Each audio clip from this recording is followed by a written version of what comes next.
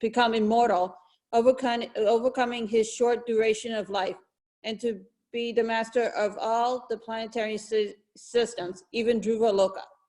Upon hearing about the purpose of Hiranyakashipu's austere meditation, Lord Brahma, accompanied by the sage Bhrigu and great personalities like Daksha, went to see Hiranyakashipu.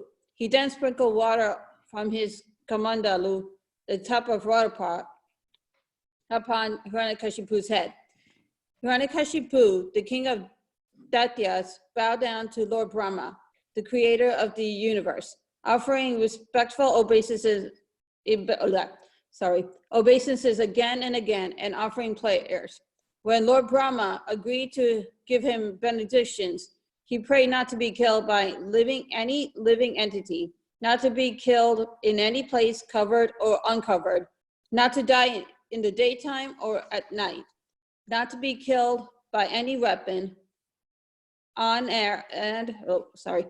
land or in the air, and not to be killed by any human being, animal, demigod, and any other entity, living or non-living. He further prayed for supremacy over the entire universe and requested the 8 yogic perfections, such as anima and lagima. Okay. In the valley of Mandara Hill, Hiranyakashipu began performing his austerities by standing with his toes on the ground, keeping his arms upward and looking towards the sky. This position was extremely difficult, but he accepted as a means to attain perfection. Where are you reading? Right here. Oh, but you missed this one. No, I did. Oh, no. Okay. No, that's fine. You missed that. That's fine. You missed yeah, the yeah. first one, better. Narad Muni said to Maharaj Yudhisthira, the demoniac king Hiranyakashipu wanted to be unconquerable and free from the old age and dwindling of the body. He wanted to gain all the yogic perfections like anima and lagima, to be deathless, and to be the only king of the entire universe, including Brahma Loka. Yeah, that's good. Text. Yeah. Now, text 2. In the valley of Mandara Hill, Hiranyakashipu began performing his austerities by standing with his toes on the ground, keeping his arms upward and looking towards the sky. This position was extremely difficult, but he accepted as a means to attain perfection. Srimad Bhagavatham, Canto 7, No, you don't have to read that. Just Okay. read the translation. From the hair on Hiranyakashipu's head, there emanated an effulgent light as brilliant and intolerable as the rays of the sun at the time of dissolution. Seeing the performance of such austere penances, the demigods who had been wandering throughout the planets now returned to their respective homes. Text number 4. Because of Hiranyakashipu's severe austerities, fire came from his head, and this fire and its smoke spread throughout the sky, encompassing the upper and lower planets, which all became hot, extremely hot. Text number 5. Because of the power of his severe austerities, all the rivers and oceans were agitated.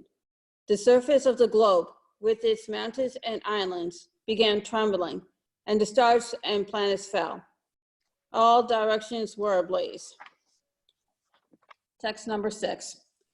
Scorched and extremely disturbed because of Hiranyakashipu's severe penances, all the demigods left the planets where they reside and went to the planet of Lord Brahma, where they informed the Creator as follows: O Lord of the demigods, O Master of the universe, because of the fire emanating from Hiranyakashipu's head as a result of his severe austerities, we have become so disturbed that we could not stay in our planets, but have have come to you.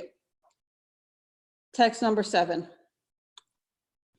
O great person, chief of the universe, if you think it proper, kindly stop these disturbances meant to destroy everything before all your obedient subjects are annihilated.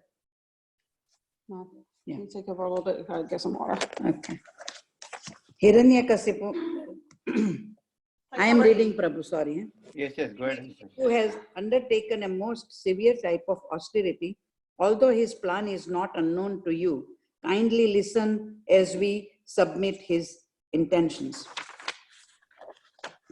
The Supreme Person within this universe, Lord Brahma, has gotten his exalted post by dint of severe austerities, mystic power, and trance. Consequently, after creating the universe, he has become the most worshipable demigod within it. Since I am eternal and time is eternal, I shall endeavor for such austerity, mystic power, and the trance for many, many births, and thus I shall occupy the same post occupied by Lord Brahma. By dint of purport, we don't have to read, no? No, just translation. Yeah. By dint of severe austerities, I shall reverse the results of pious and impious activities. I shall overturn all the established practices within this world. Even Dhruvaloka will be vanquished at the end of the millennium. Therefore, what is the use of it?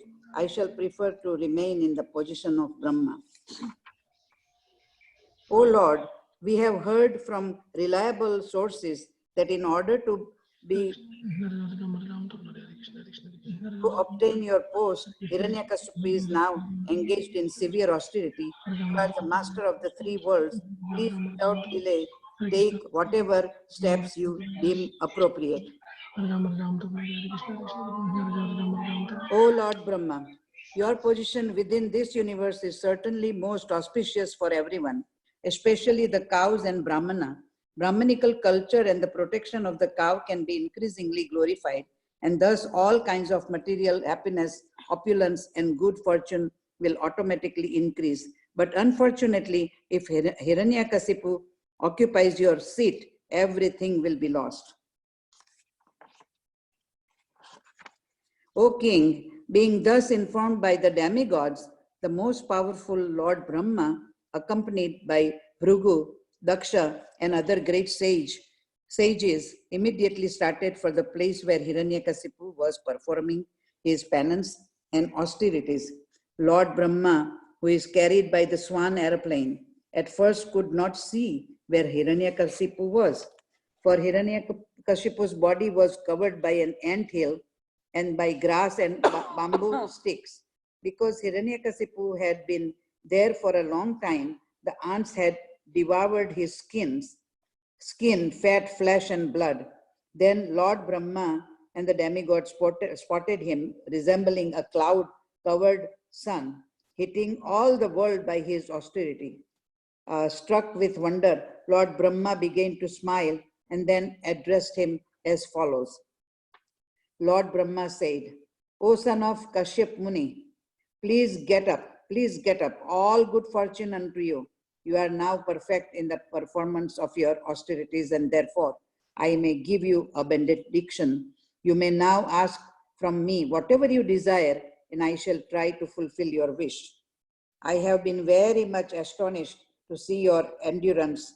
In spite of being eaten and beaten by all kinds of worms and ants, you are keeping your life air circulating within your bones. Certainly, this is wonderful. Even saintly persons like Bhrigu, born previously, could not perform such severe austerities, nor will anyone in the future be able to do so, who within these 3 worlds can sustain his life within even drinking water, without drinking water for 100 celestial years. My God.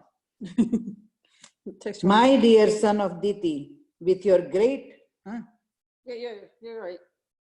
My dear son of Diti, with your great determination and austerity, you have done what was impossible even for the great saintly persons, and thus I have certainly been conquered by you.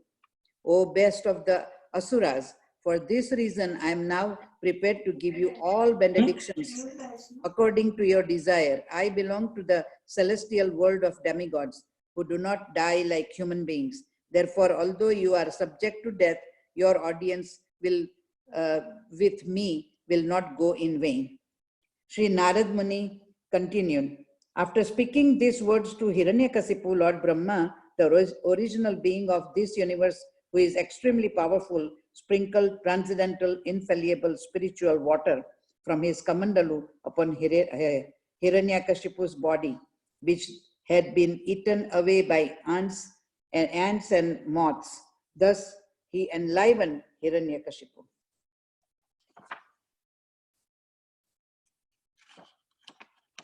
Sorry. As soon as he was sprinkled with the water from Lord Brahma's water pot, Hiranyakashipu arose, endowed with a full body with limbs so strong that they could bear the striking of a thunderbolt. With physical strength and a bodily luster resembling molten gold, he emerged from the anthill a completely young man, just as fire springs from a fuel wood. Seeing Lord Brahma present before him in the sky carried by his swan aeroplane, Hiranyakashipu was extremely pleased. He immediately fell flat with his head on the ground and began to express his obligation to the Lord. Should be 25, yeah. Then getting up from the ground and seeing Lord Brahma before him, the head of the Daityas were overwhelmed by jubilation with tears in his eyes, his whole body shivering, and began praying in a humble mood with folded hands and the faltering voice to satisfy Lord Brahma. Let me offer my respectful obeisances unto the Supreme Lord within this universe. At the end of each day of his life, the universe is fully covered with dense darkness by the influence of time, and then again during his next day, that self-effulgent Lord, by his own effulgence, manifests, maintains, and destroys the entire cosmic manifestations through the material energy, which is invested within the three modes of material nature. He, Lord Brahma, is the shelter of those modes of nature, Sattva Guna, Rajoguna, and Tamoguna. I offer my obeisances to the original personality within this universe, Lord Brahma, who is cognizant and who can apply his mind and realize intelligence in creating this cosmic manifestation. It is because of his activities that everything within the universe is visible. He is therefore the cause of all manifestations. Your Lordship, being the origin of the life of this material world, is the master and controller of the living entities, both moving and stationary, and you inspire their consciousness. You maintain the mind and the acting and the knowledge, acquiring senses, and therefore you are the great controller of all the material elements and their qualities, and you are the controller of all desires. My dear Lord, by your form as the Vedas personified and through knowledge relating to the activities of all the Yagnik Brahmanas, you spread the Vedic ritualistic ceremonies of the 7 kinds of sacrifices, headed by Agnistoma. Indeed, you inspire the Yagnik Brahmanas to perform the ritual mentioned in the 3 Vedas, being the supreme soul, the super soul of all living entities.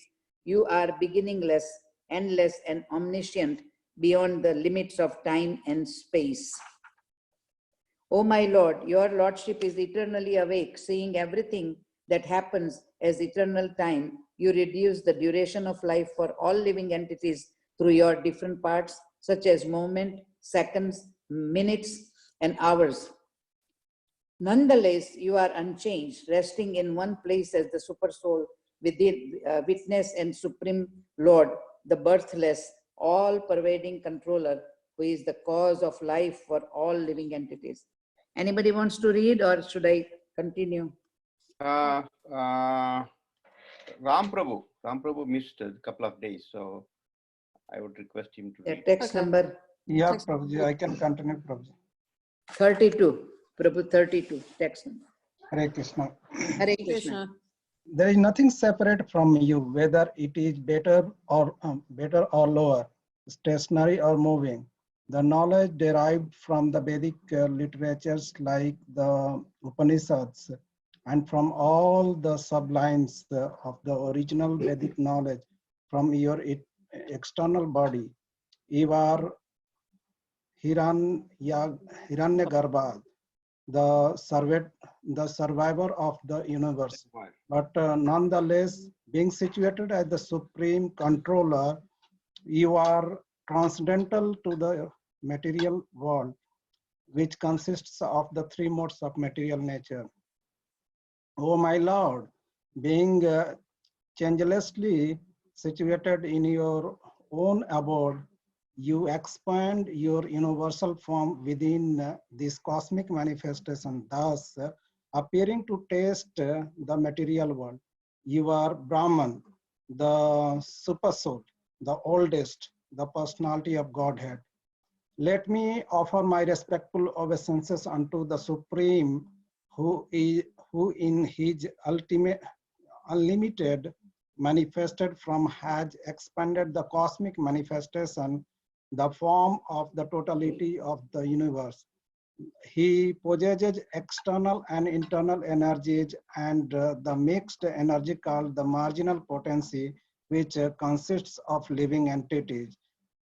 O my Lord, O best of givers of benediction, if you will kindly grant me the benediction I desire, please tell me not meet death from any of the living entities created by you. Grant me that I not die within any residence or outside any residence during the daytime or at night, nor on the ground or in the sky. Grant me that my death not be brought by any being other than those created by you, nor by any weapons, nor by any human being or animal. Grant me that I not meet death from any entity, living or non-living. Grant me further that I not be killed by any demigod or demon or by any great snake from the lower planets. Since no one can kill you in the battlefield, since no one can kill you in the battlefield, you have no competitor. Therefore, grant me the benediction that I too may have no rival. Give me the sole lordship over all the living entities and presiding deities, and give me all the glories obtained by that position. Furthermore, give me all the mystic powers attained by long austerities and the practice of yoga, for these cannot be lost at any time. Hare Krishna. Shall I continue further, Prabhuji? Yeah. It's a comprehensive insurance. Yeah, Okay. look at So, that. let me continue. Yeah, Chapter continue, number 4. Continue. Chapter number 4. Hiranyakasipu terrorized the universe. This chapter There is a fully summary also if you describes. want to read from the summary. Shall I go ahead for summary, Prabhuji? Or Yeah, go ahead with the summary. yeah. This chapter fully describes how Hiranyakasipu obtained power from Lord Brahma and misused it by harassing all the living entities within this universe. By severe austerity, Hiranyakasipu satisfied Lord Brahma and obtained the benediction he desired. After he received these benedictions, his body, which had almost entirely consumed, was revived with full beauty and a luster like gold. Nonetheless, he continued to the envious of Lord Vishnu unless to forget Lord Vishnu, having killed his brother, Hiranyakasipu conquered everyone in the 10 directions and the 3 worlds and brought all living entities, both demigods and asuras, under his control, becoming the master of all places, including the residence of Indra, whom he had driven out. He began enjoying life in great luxury and thus became mad. All demigods but Lord Vishnu, Lord Brahma, and Lord Shiva came under the control and began serving him. But despite all the material power, he was dissatisfied because he was always puffed up, proud of transgressing the Vedic regulations. All the Brahmanas were dissatisfied with him, and they cursed him with determination. Eventually, all the living entities within the universe responded by the demigod, represented by the demigods and sages, prayed to the Supreme Lord for the relief from Hiranyakasipu's rule. Lord Vishnu informed the demigods that they and the other living entities would be served from the fearful conditions created by Hiranyakasipu. After Hiranyakasipu was the processor of all the demigods, the followers of the Vedas, the cows, the Brahmanas, and the religious saintly persons, and since he was envious of the Supreme Lord, he would naturally be killed very soon. Hiranyakasipu's last exploit would be to burn his own son Prahalada, who was Mahabhagavata and exalted Vaishnava. Then his life would end. When the demigod were thus reassured by the Supreme Personality of Godhead, everyone was satisfied, knowing that the miseries inflicted upon them by Hiranyakasipu would come to an end. Finally, Narad Muni describes the characteristics of Prahlad Maharaj, the son of Hiranyakasipu, and described how his father envied his own qualified son. In this way, the chapter ends. Narad Muni continued, Lord Brahma was very much satisfied by Hiranyakasipu's austerities, which were difficult to perform. Therefore, when solicited for benedictions, he indeed granted them, although they were rarely to be achieved. Lord Brahma said, O Hiranyakasipu, these benedictions for which you have asked are difficult to obtain for most men. Nonetheless, O my son, I shall grant you them, although they are generally not available. Then Lord Brahma, who awards infallible benedictions, departed, being worshipped by the best of the demons, Hiranyakasipu, and being praised by the great sages and saintly person.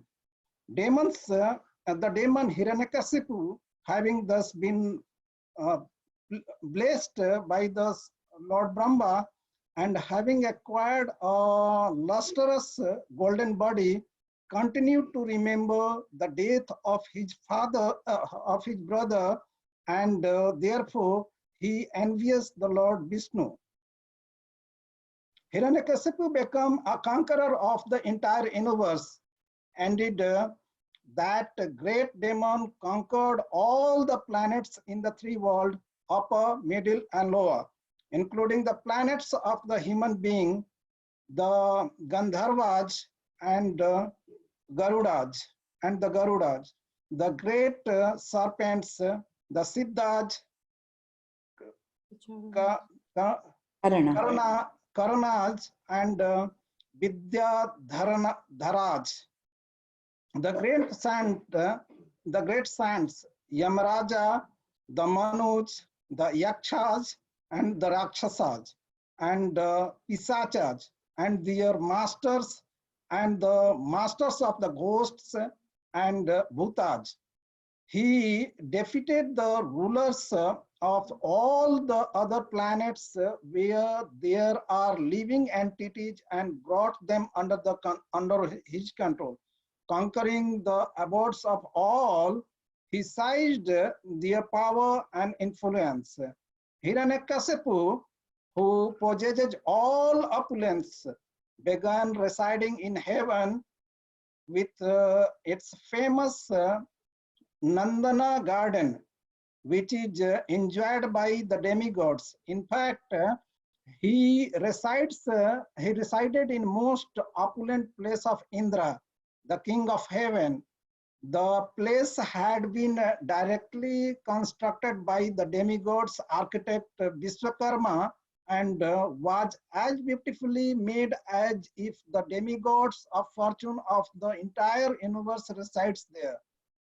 The steps of King Indra's residence were made of coral.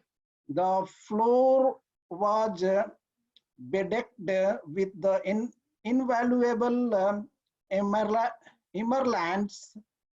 Emeralds. emeralds. Emeralds. The walls were crystal, and the columns of Bairudria stone. The Vaidurya. Baduria stones. The wonderful canopies were beautiful decorated. The seats were bedecked with rubies, and the silk bedding as white as foam was decorated with pearls.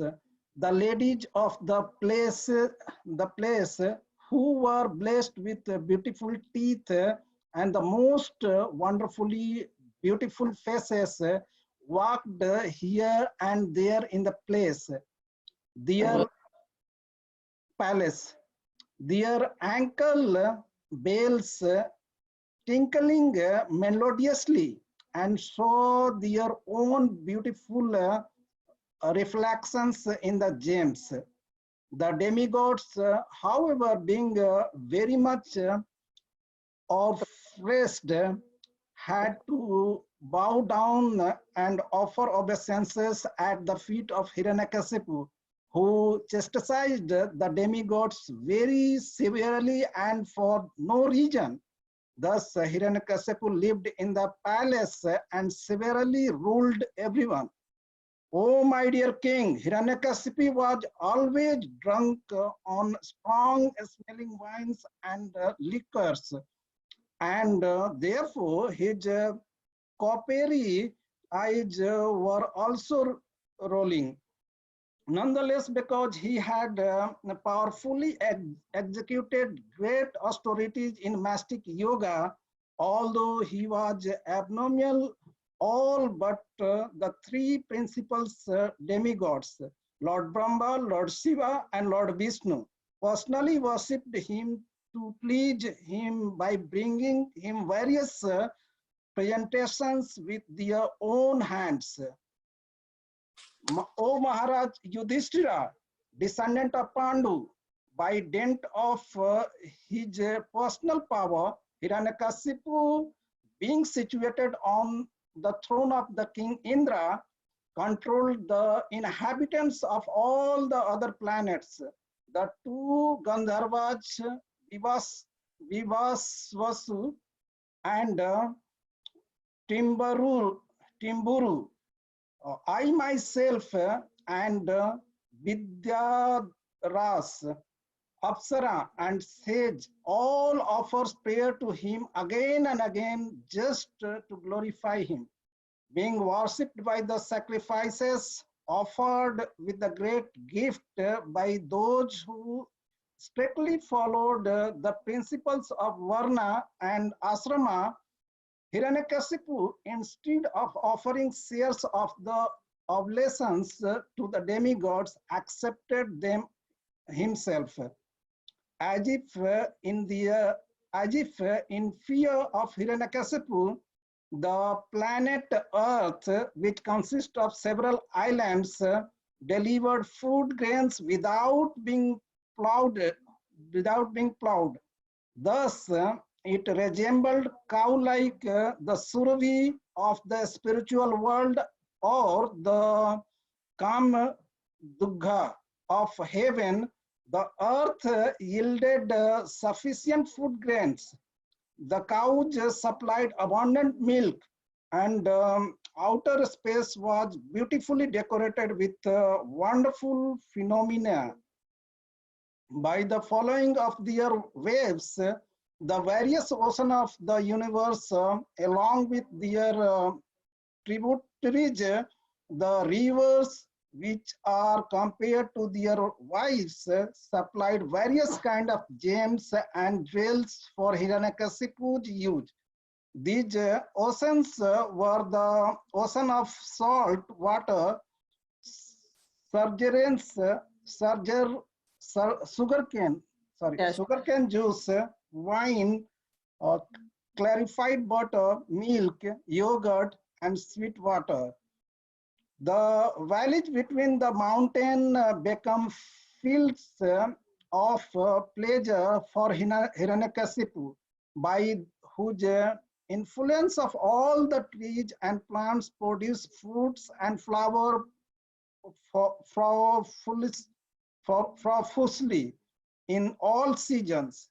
The qualities of powering water, drying, and burning, which are all qualities of the three departmental heads of the universe, namely Indra, Vayu, and Agni, were all directed by Hiranyakasipu alone without assistance from the demigods.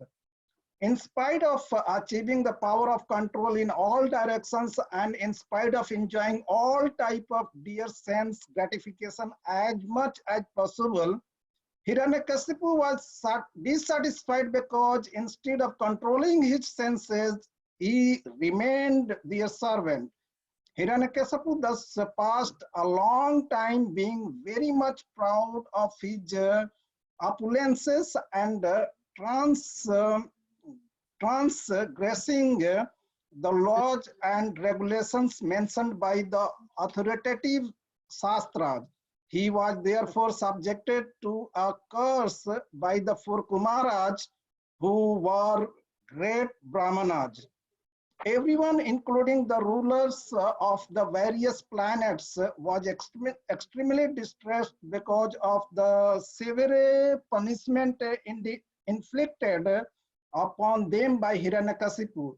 Fearful and disturbed, unable to find any other shelter, they at last surrendered to the Supreme Personality of Godhead Vishnu.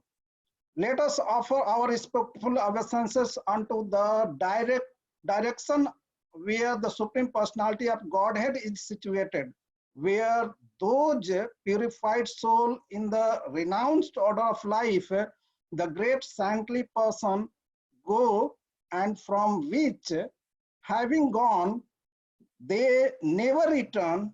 Without sleep, fully control their mind, and living on only their breath, the predominating deities of the various planets began worshipping Rishikesha with their meditation, this meditation.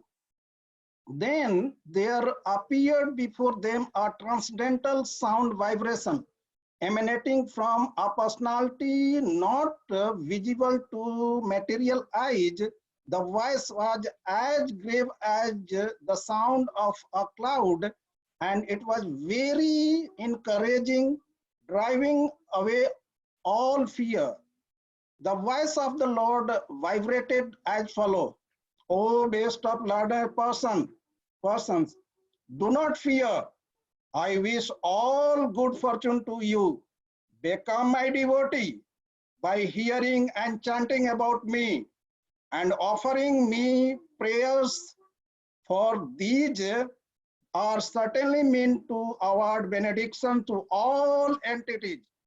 I know all about the activities of Hiranyakashipu and shall surely stop them very soon. Please wait patiently until that time.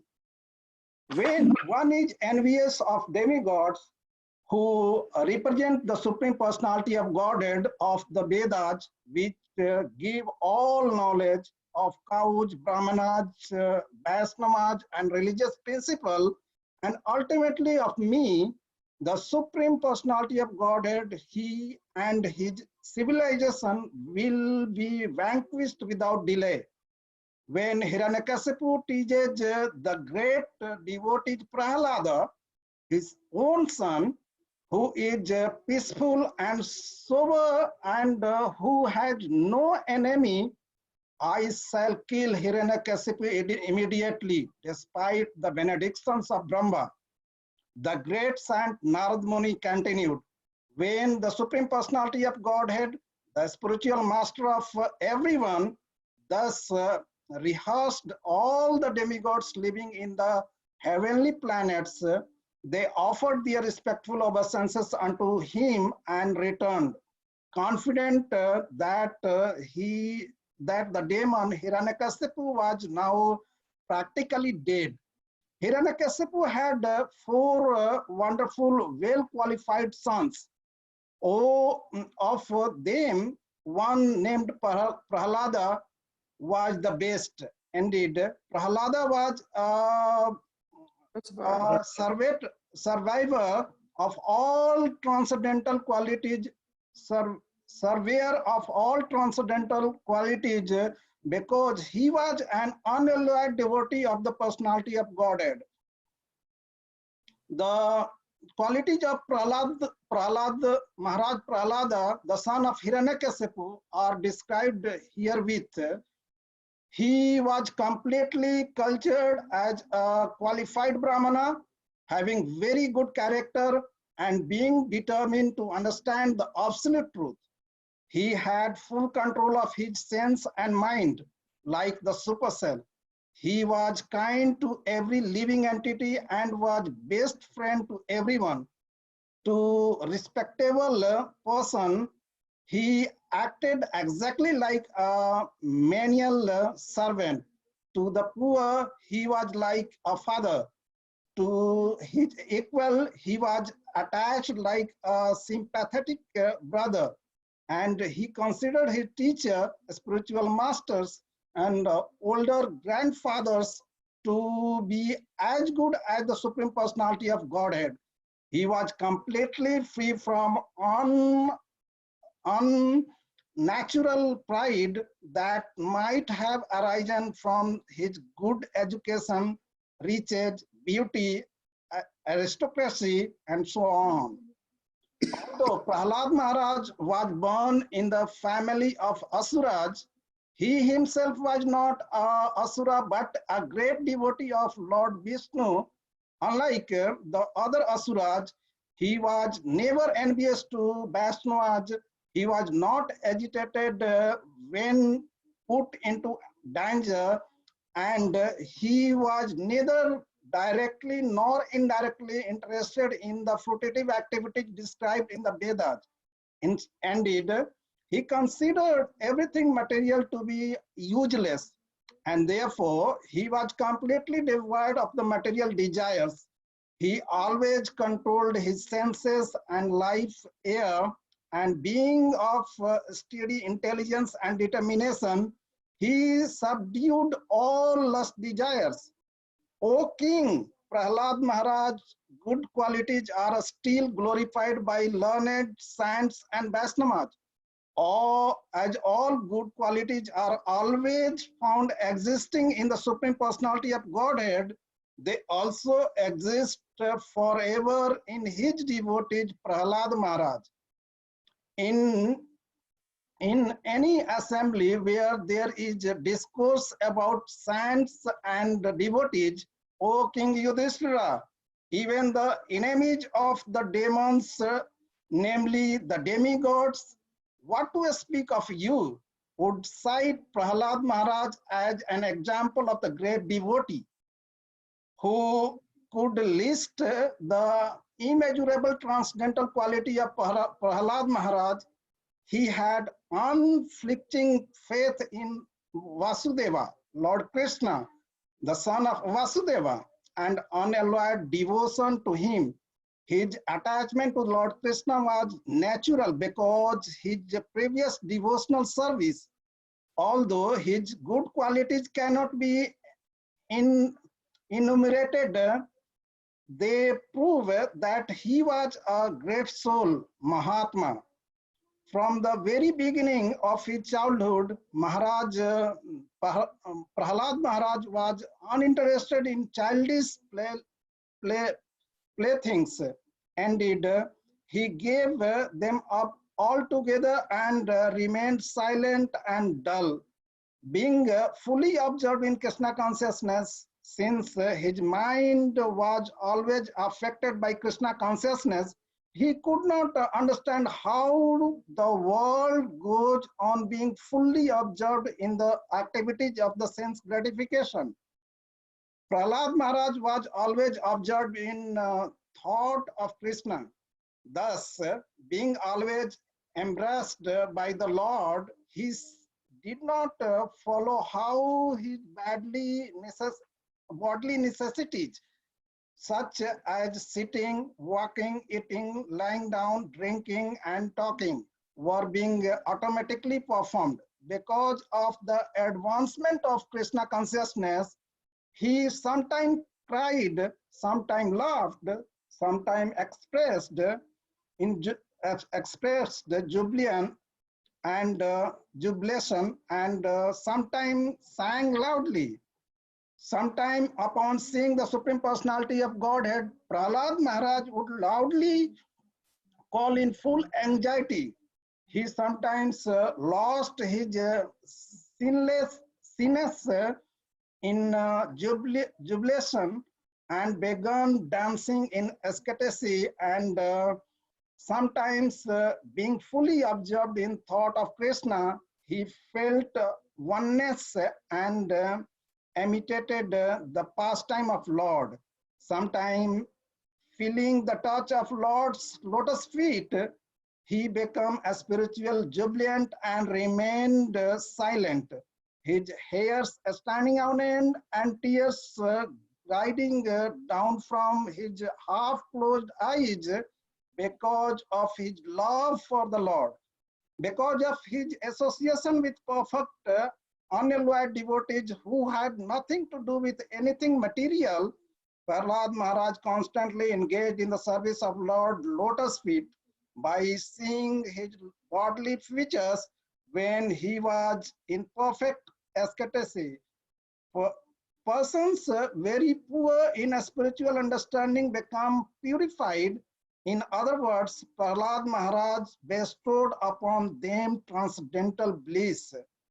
My dear King Yudhishthira, the demon Hiranyakasipu tormented this exalted fortunate devotee, although Prahlad was his own son. Maharaja Yudhishthira said, O son of the saint among the, O best of the saint among the demigods, O best of a spiritual leader, how did Hiranyakasipu give so much trouble to Prahlad Maharaj, a pure and exalted saint, although Prahlad was his own son? I wish to know about his subject from you. A father and mother are always affectionate to their children. When the children are disobedient to parent, chastise them, not due to enmity, but only for the child's instructions and welfare. How did Hiranyakasipu, the father of Prahlad Maharaj, chastise such a noble son? This is what I am eager to know.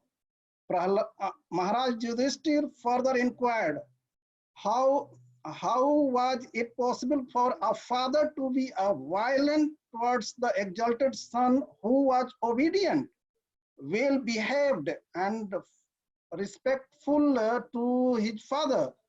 O Brahmana, O master, I have never heard of such a contradiction as an affectionate father's punishing his noble son with the intention of killing him. Kindly dissipate your doubts in this regard. Hare Krishna. Hare Shall I Krishna. continue, Prabhuji, or you'll hand over to someone? Somebody can read. Somebody else can read.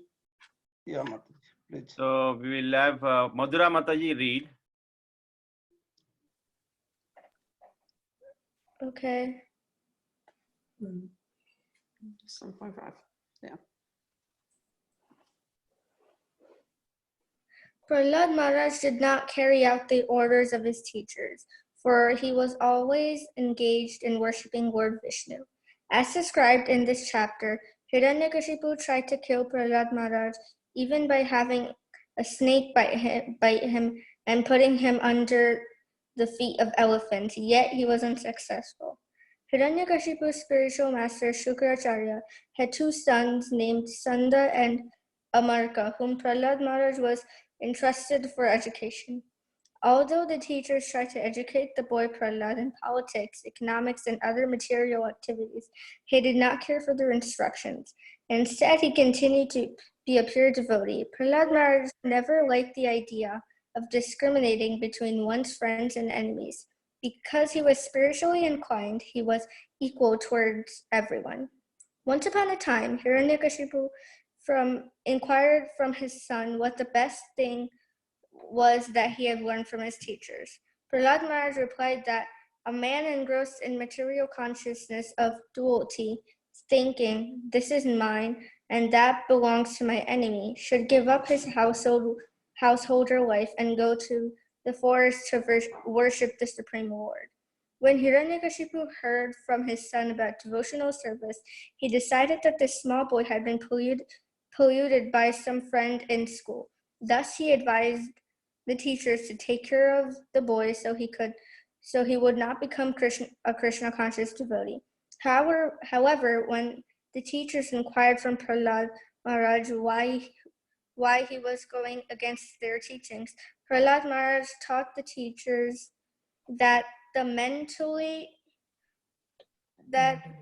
mentality of ownership is false, and that he was therefore trying to become an unalloyed devotee of Lord Vishnu. The teachers, being very angry at this answer, chastised and threatened the boy with many fearful conditions. They taught him to the best of their ability and then brought him before his father. Hiranyakashipu affectionately took his son Prahlad on his lap and then inquired from him what was the best thing that he had learned from his teachers.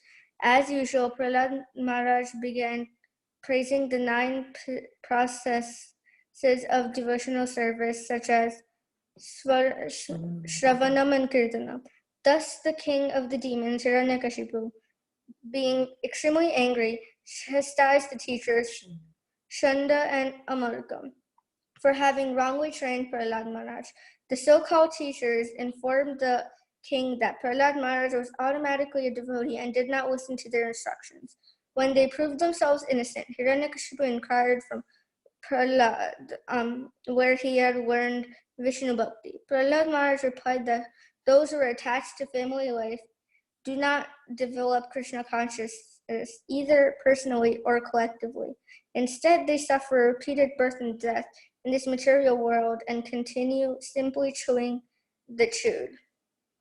Prahlad explained that the duty of every man is to take shelter of a pure devotee and thus become eligible to understand Krishna consciousness. Enraged at this answer, Hiranyakashipu threw Prahlad Maharaj from his lap.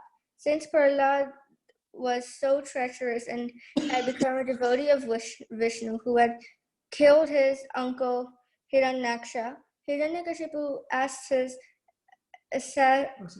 assistants to kill him. The assistants of Hiranyakashipu struck Prahlad with sharp weapons, threw him under the feet of elephants, subjected him to hellish conditions, threw him from the peak of a mountain, and tried to kill him in thousands of other ways, but they were unsuccessful. Hiranyakashipu therefore became increasingly afraid of his son Prahlad Maharaj and arrested him.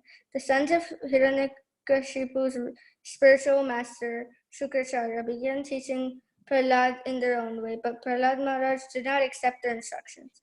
While the teachers were absent from the classroom, Prahlad Maharaj began to preach Krishna consciousness in the school, and by his instructions, all his class friends, the son of the demons, became devotees like him. The great saint Narad Muni said, the demons headed by Hiranyakashipu accepted Shukracharya as their priest for ritualistic ceremonies. Shukracharya's two sons, Shanda and Amarka, lived near Hiranyakashipu's palace. Prahlad Maharaj was already educated in devotional life, but when his father sent him to those two sons of Shukracharya to be educated, they accepted him at their school along with the other sons of the Asuras. Prahlad certainly heard and recited the topics of politics and economics taught by the teachers, but he understood that political philosophy involves considering someone a friend and someone else an enemy, and thus he did not like it. My dear King Yudhishthir, once upon a time of the king of the demons, Hiranyakashipu took his son Prahlad on his lap and very affectionately inquired, my dear son, please let me know what you think is the best of all subjects you have studied from your teachers. Prahlad Maharaj replied, O best of the Asuras, king of the demons, as far as I have learned from my spiritual master, any person who has accepted a temporary body and a temporary household life is certainly embarrassed by anxiety because of falling in a dark well where there is no water but only suffering. One should give up this position and go to the forest Vana. More clearly, one should go to Vrindavan, where Krishna consciousness is prevalent, and should thus take shelter of the Supreme Personality of Godhead. Narad Muni continued, when Prahlad Maharaj spoke out of the path of self-realization in devotional service, thus being a faithful to the camp of his father's enemies, Hiranyakashipu, the king of the demons, heard Prahlad's words and laughingly said, thus is the intelligence of children spoiled by the words of the enemy. Hiranyakashipu advised his assistants, my dear demons, give complete protection to this boy at the Gurukula where he is instructed, so that his intelligence will not be further influenced by Vaishnavas who may go there in disguise. When Hiranyakashipu's servants brought the boy Prahlad back to Gurukul, the place where the Brahmins taught the boys, the priests of the demons, Shanda and Amarka, pacified him. With very mild voices and affectionate words, they inquired from him as follows. Dear son Prahlad, all peace and good fortune unto you. Kindly do not speak lies, just reply with the truth. These boys you see are not like you, for they do not speak in a deviant way. How have you learned these instructions? How has your intelligence been spoiled this way? O best of your family, has this pollution of your intelligence been brought about by you or by the enemies? We are all your teachers and very eager to hear about this. Please tell us the truth.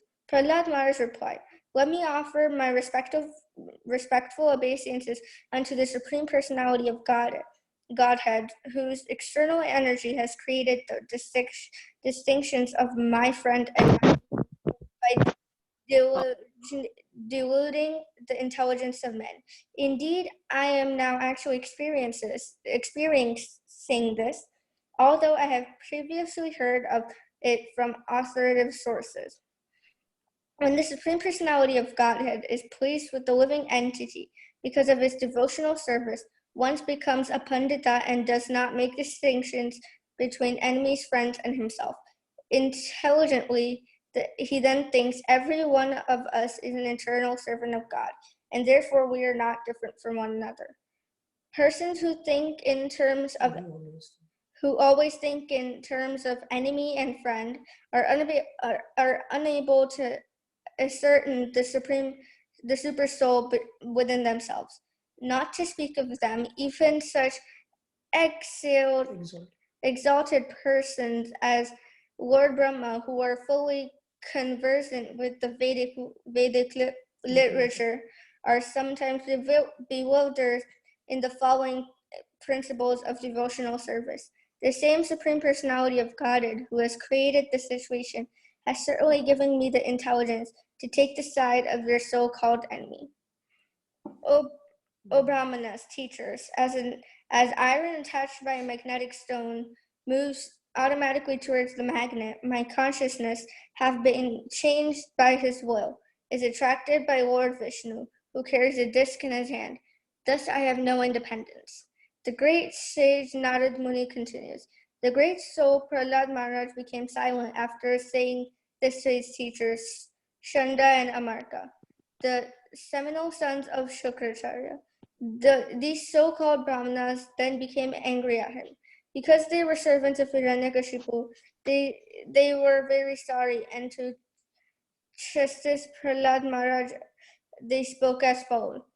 Oh, please bring me a stick. This Prahlad is damaging our name and fame.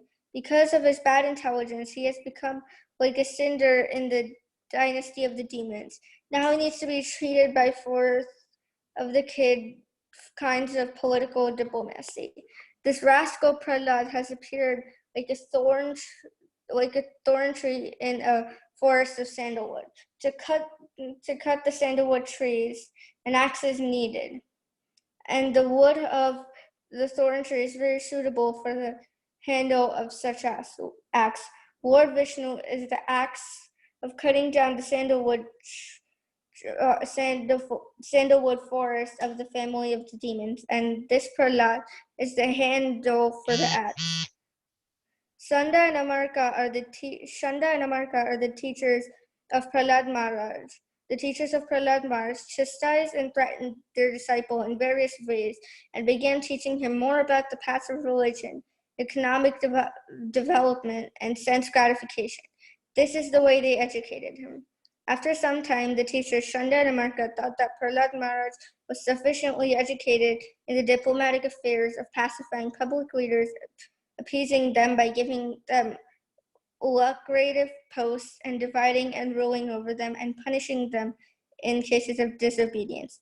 Then one day, after Prahlad's mother had personally washed the boy and dressed him nicely with sufficient ornaments, they presented him before his father. When Hiranyakashipu saw that his child had fallen at his feet and was offering obeisances, as an affectionate father, he immediately began showering blessings upon the child and embraced him with both arms. A father naturally feels happy to embrace his son, and Hiranyakashipu became very happy in this way. Narad Muni continued. My dear King Yudhishthira, Hiranyakashipu seated Prahlad Maharaj on his lap and began smelling his head. With affectionate tears gliding down from his eyes and moistening the child's smiling face, he spoke to the son as follows. Hiranyakashipu said, My dear Prahlad, my dear son, O long-lived one, for so much time you have heard many things from your teachers. Now please repeat to me whatever you think is the best of that knowledge. Prahlad Maharaj said, hearing and chanting about the transcendental holy name, form, qualities, and pastimes of Lord Vishnu, remembering them, serving the lotus feet of the Lord, offering the Lord respectful worship with 16 types of paraphernalia of offering prayers to the Lord, becoming his servant, considering the Lord's one's best friend, and surrendering everything unto him. In other words, serving him with the body, mind, and words. These 9 processes are accepted as pure devotional service. One who has dedicated his life to the service of Krishna, through these 9 methods should be understood both to learn person, for he has acquired complete knowledge. After hearing the words of devotional service from the mouth of his son Prahlad, Hiranyakashipu was extremely angry. His lips trembling, he spoke as follows to Shanda, the son of his guru Shukracharya. O unqualified, most heinous son of a Brahmana, you have disobeyed my order and taken shelter of the party of my enemies. You have taught this poor boy about devotional service. What is this nonsense?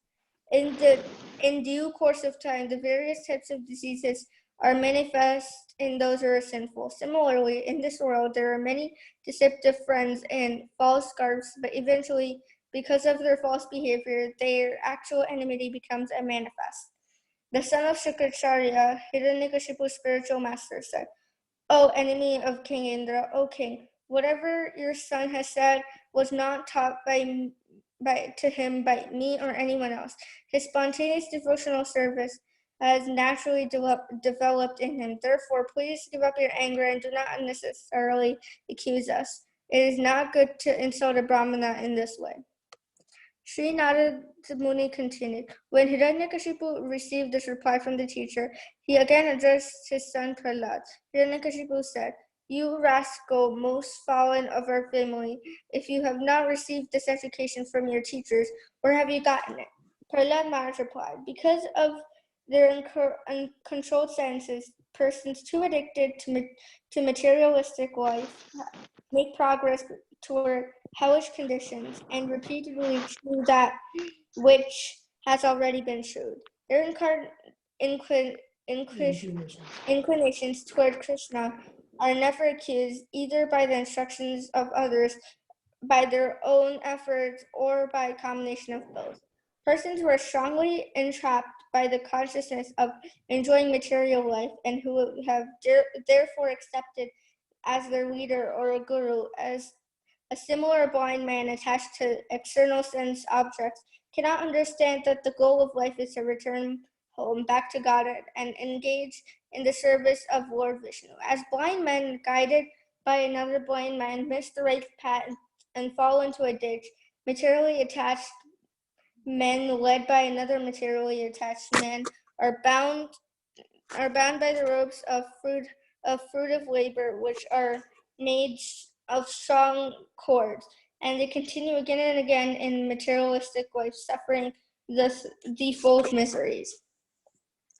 Unless they smear upon their bodies the dust of the lotus feet of a Vaishnava, completely freed from material contamination, persons very much inclined towards materialistic life cannot be attached to the lotus feet of the Lord, who is glorified for his uncommon activities. Only by becoming a Krishna conscious and taking shelter at the lotus feet of the Lord in this way can one be freed from material contamination. After Prahlad Maharaj had spoken in this way and became silent, Hiranyakashipu, blinded by anger, threw him off his lap onto the ground. Indignant and angry, his reddish eyes like molten copper, Hiranyakashipu said to his friends, O demon, take this boy away from me. He deserves to be killed. Kill him as soon as possible. This boy Prahlad is the killer of my brother, for he has given up his family to engage in devotional service of the enemy, Lord Vishnu, like a menial servant. Although Prahlad is only 5 years old, even at this young age, he has given up his affectionate relationship with his father and mother. Therefore, he is definitely untrustworthy. Indeed, he is not at all believable, and he will behave well towards Vishnu. Although a medical herb being born in the forest does not belong in the same category as a man, if beneficial, it is kept carefully. Similarly, if someone outside of one outside one's family is favorable, he should be given protection like a son. On the other hand, if a limb of one's body is poisoned by disease, it must be amputated so that the rest of the body may live happily. Similarly, even one's own son, if unfavorable, must be rejected, although born of one's own body.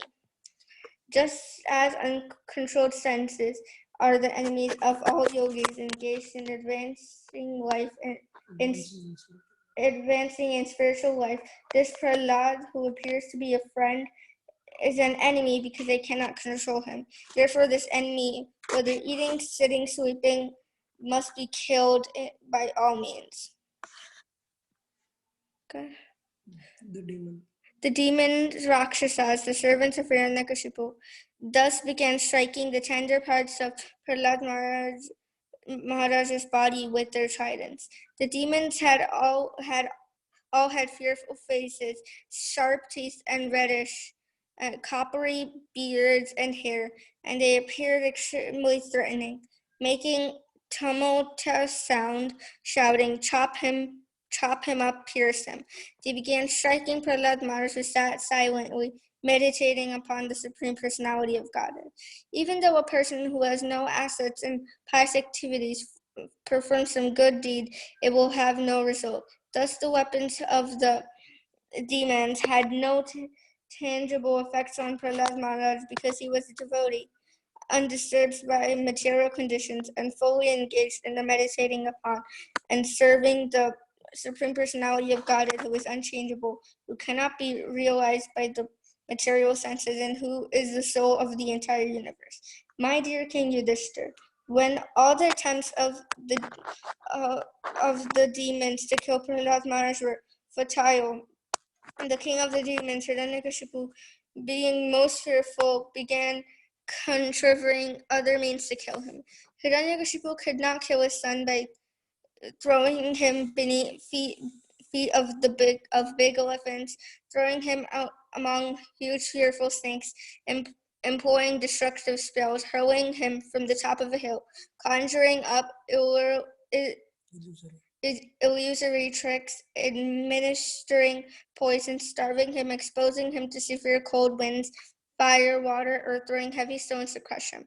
When Hiranyakashipu found that he could not in any way harm Prahlad, who was completely sinless, he was in great anxiety about what to do next. Hiranyakashipu thought, "I have used many ill names in chastising this poor Prahlad and have devised many means of killing him. But despite all my endeavors, he could not be killed. Indeed, he saved himself by his own powers without being affected in the least by these treacherous and abominable actions. Although he is very near to me and is merely a child, he is situated in complete fearlessness. He resembles a dog's curved tail, which can never be straightened because he never forgets my misbehavior and his connection with his master, Lord Vishnu. I can see that the boy's strength is unlimited, for he has not feared any of my punishments. He appears immortal. Therefore, because of my enmity towards him, I shall die, or maybe this will not take place." Thinking in this way, the king of the Daityas, Moras, and Burford of the bodily luster remained silent with his face forward. Then Shanda and Amarka, the two sons of Shukracharya, spoke to him in secret. "O Lord, we know you simply moved your eyebrows. All the commanders of various planets are most afraid. Without the help of any assistant, you have conquered all the three worlds. Therefore, we do not find any reason for you to be morose and full of anxiety. As for Prahlad, he is nothing but a child and cannot be a cause of anxiety. After all his bad or good qualities have no value. Until the return of our spiritual master Shukracharya, arrest this child with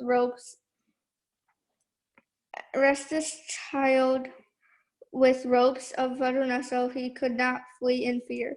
In any case, by the time he is somewhat grown up and assimilated our instructions, or served our spiritual master, he would change his intelligence. Thus, there is no cost for there. Thus, there is the need to be no cause of anxiety. After hearing these instructions from Shanda and Amarka, the sons of his spiritual master, Hiranyakashipu agreed and requested them to instruct Prahlad in that system of occupational duty which is followed by royal householder families.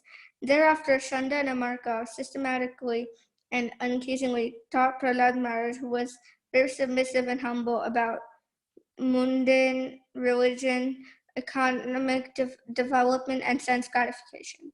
The teachers Shanda and Amarka instructed Prahlad Maharaj in 3 kinds of material advancement called religion, economic development, and sense gratification. Prahlad Maharaj, however, being situated in above such instructions, did not like them, for such instructions are based on the duality of worldly affairs, which involve one in a materialistic way of life marked by birth, death, old age, and disease.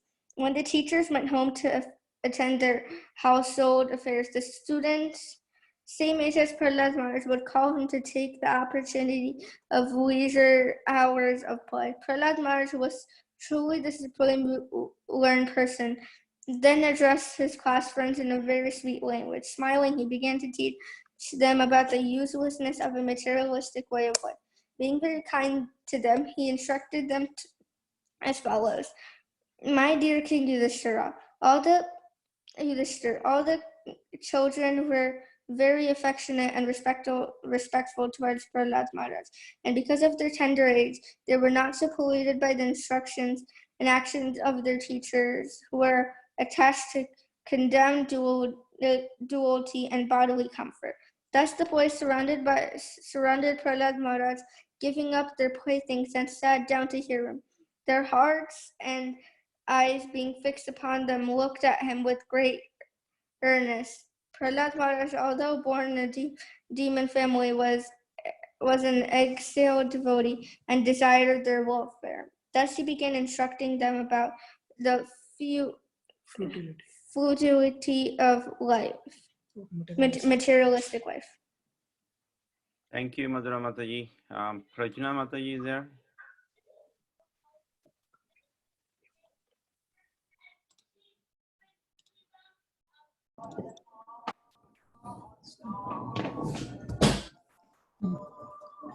Seven point six. 7.6. This chapter describes Prahlad Maharaj's instructions to his class friends. In speaking to his friends, who were all sons of demons, Prahlad Maharaja stressed that every living entity, especially in human society, must be interested in spiritual realization from the very beginning of life. When human beings are children, they should be taught that the Supreme Personality of Godhead is the worshipful deity for everyone. One should not be very much interested in material enjoyment. Instead, one should be satisfied with spiritual advancement. One may wrongly think, in the beginning of our lives, let us enjoy material facilities, and in old age, we may become Krishna consciousness. Such materialistic thoughts are always useless, because in old age, one cannot be trained in the spiritual way of life. Therefore, the very beginning of life, one should engage in the devotional service,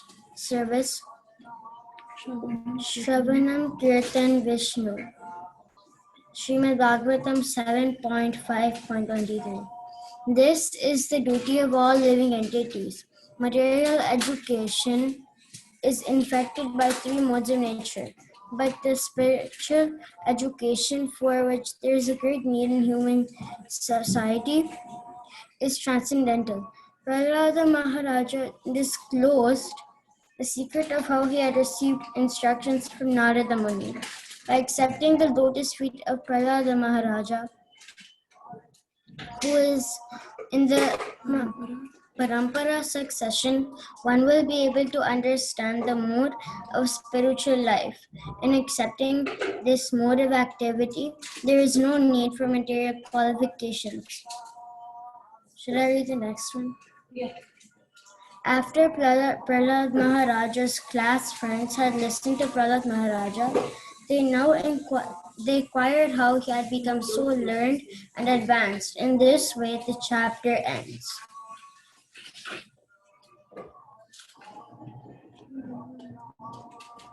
Keep on reading.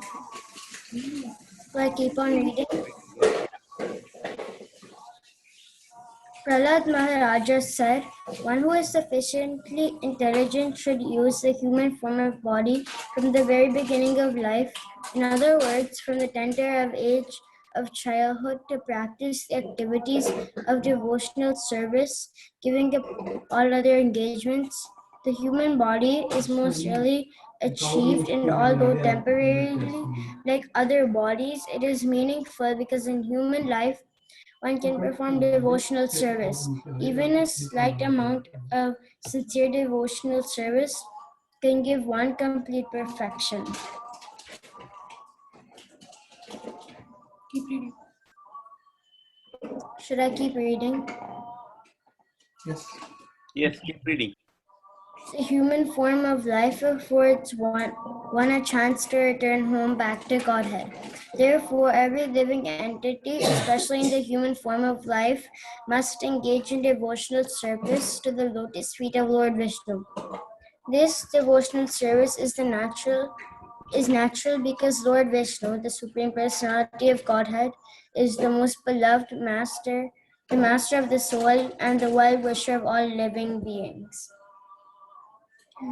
Prahlada Maharaja continued, my dear friends born of demoniac families, happiness perceived with the reference to sense objects by contact with the body can be obtained in any form of life according to one's past fruitive activities. Such happiness is automatically obtained without endeavor, just as we obtain distress.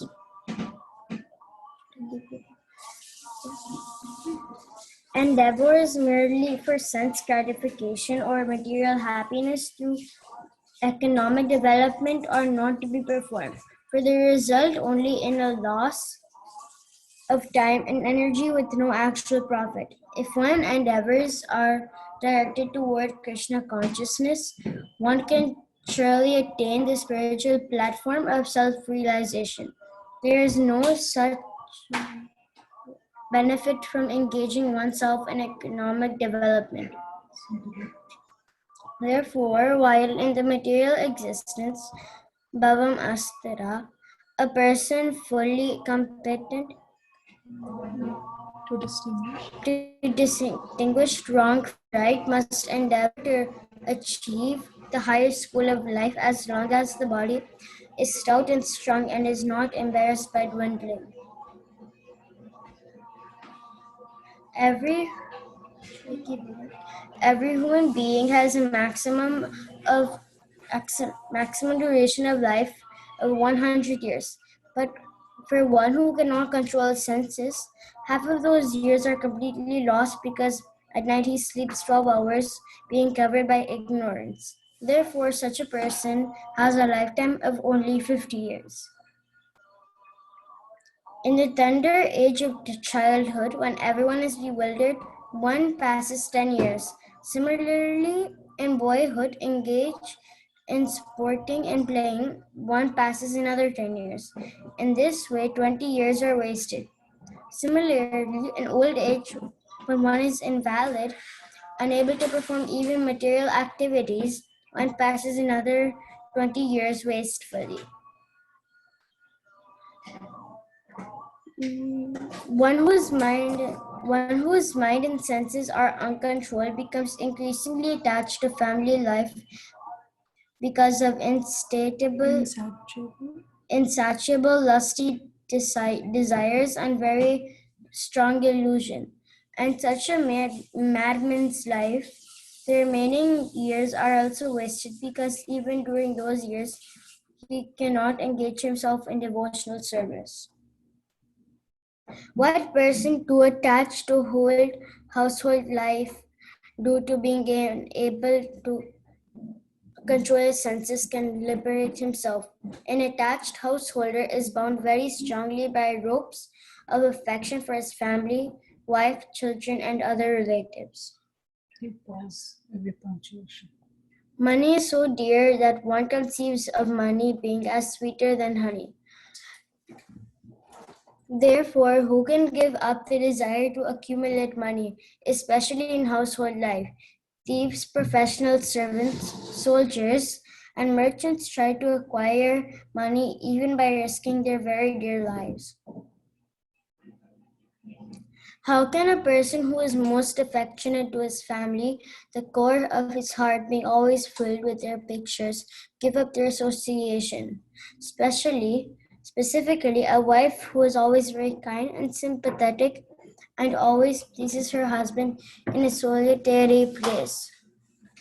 Who could give up the association of such a dear and affectionate wife? Small children talk in broken language, very pleasing to her. Their affectionate father, who always thinks of their sweet words, how could he give up their association? One's elderly parents and one's sons and daughters are also very dear. A daughter is especially dear to her father, and while living at her husband's house, she's always in his mind. Who could give up that association? Aside from this, household affairs, there are many decorated items of a household furniture. There are also animals and servants. Who could give up such comforts? The attached householder is like a silkworm, which weaves by a cocoon in which it becomes imprisoned, unable to get out. Simply for the satisfaction of the two important senses, genitals and the tongue, one is bound by material conditions. How can one escape? Next, should I keep reading? One who is too attached cannot understand that he is wasting his valuable life for the maintenance of his family. He also fails to understand that the purpose of human life, a life suitable for realization of the absolute truth, is being imperceptibly spoiled. However, he is very cleverly attentive to seeing that not a single farthing is lost by mismanagement. Thus, although an attached person in material existence always suffers from threefold miseries, he does not develop a distaste for the way of material existence. If a person too attached to the duties of family maintenance is unable to control his senses, the core of his heart is immersed in how to accumulate money. Although he knows that one who takes the wealth of others will be punished by the law of the government and the laws of Yamaraja after death, he continues cheating others to acquire money. O my friends, sons of demons in this material world, who those are apparently advanced in education, have the propensity to consider this is mine and that is for others. Thus, they are always engaged in providing necessities of life to their families in a limited conception of family life. Just like uneducated cats and dogs, they are unable to spiritual knowledge. Instead, they are bewildered and overcome by ignorance. My dear friends, O sons of the demons, it is certain that no one bereft the knowledge of the Supreme Personality of Godhead has been able to liberate himself from material bondage at any time or in any country. Rather, those bereft of knowledge of the of the Lord are bound by the material laws They are factually addicted to sense gratification, and their target is woman. Indeed, they are actually playthings in hands of attractive women. Victimized by such a conception of life, they become surrounded by children, grandchildren, and grandchildren, and thus they are shackled to material bondage. Those who are very much addicted to this conception of life are called demons. Therefore, although you sons and demons keep aloof from persons and take shelter of the Supreme Personality of Godhead Narayana, the origin of demigods, because the ultimate goal for the devotees of Narayana is liberation from the bondage of material existence.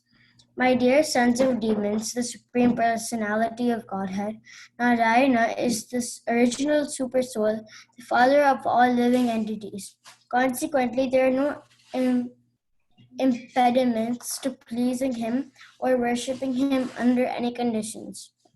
Whether one be a child or an old man, the relationship between the living entities and the Supreme Personality of Godhead is always a fact, and therefore there is no difficulty in pleasing the Lord.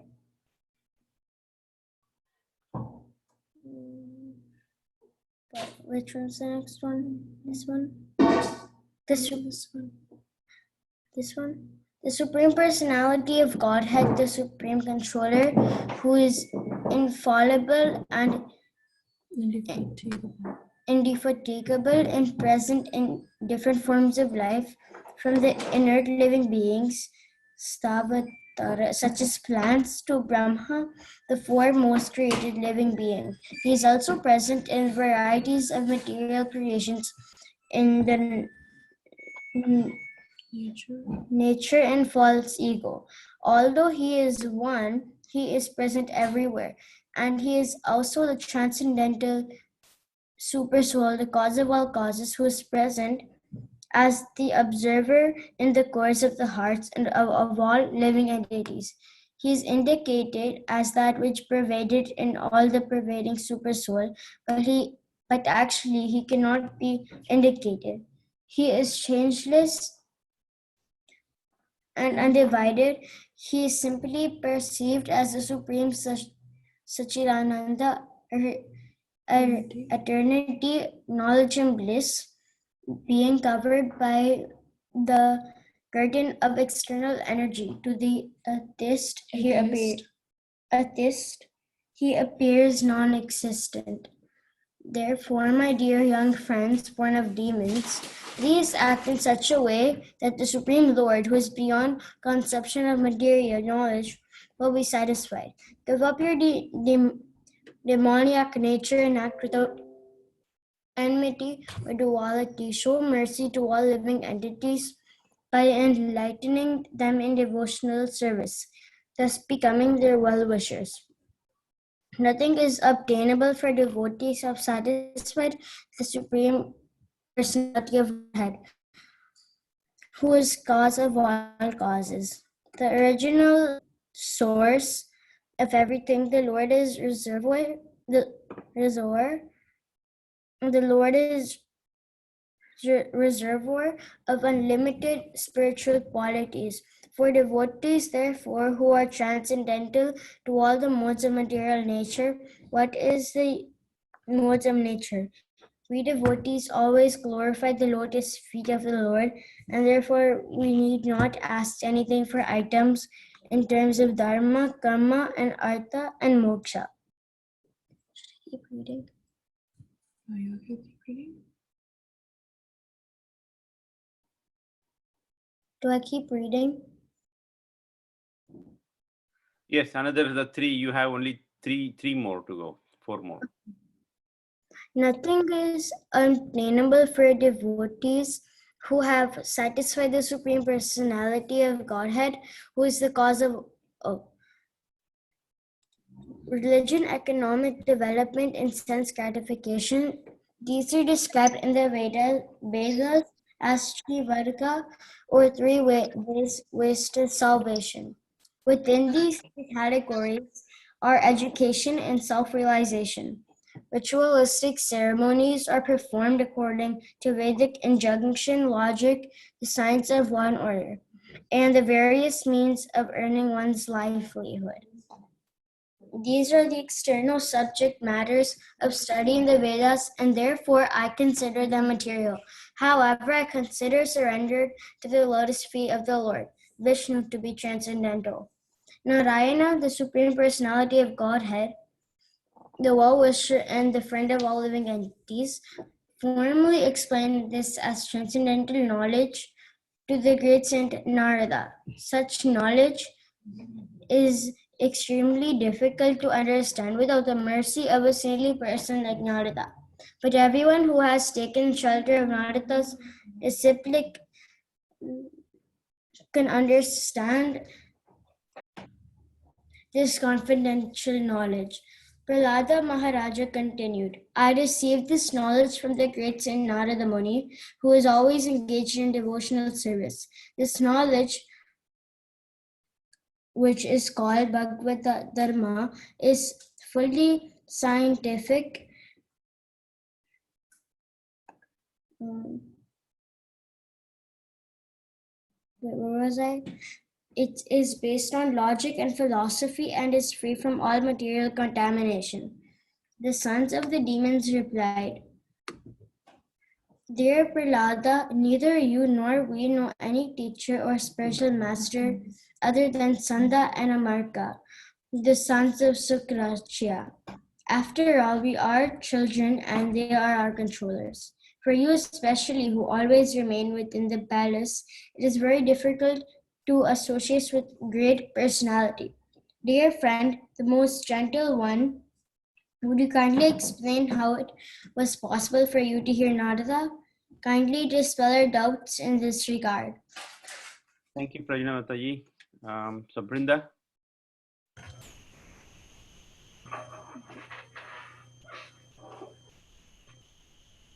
In this chapter, to dissipate the doubts of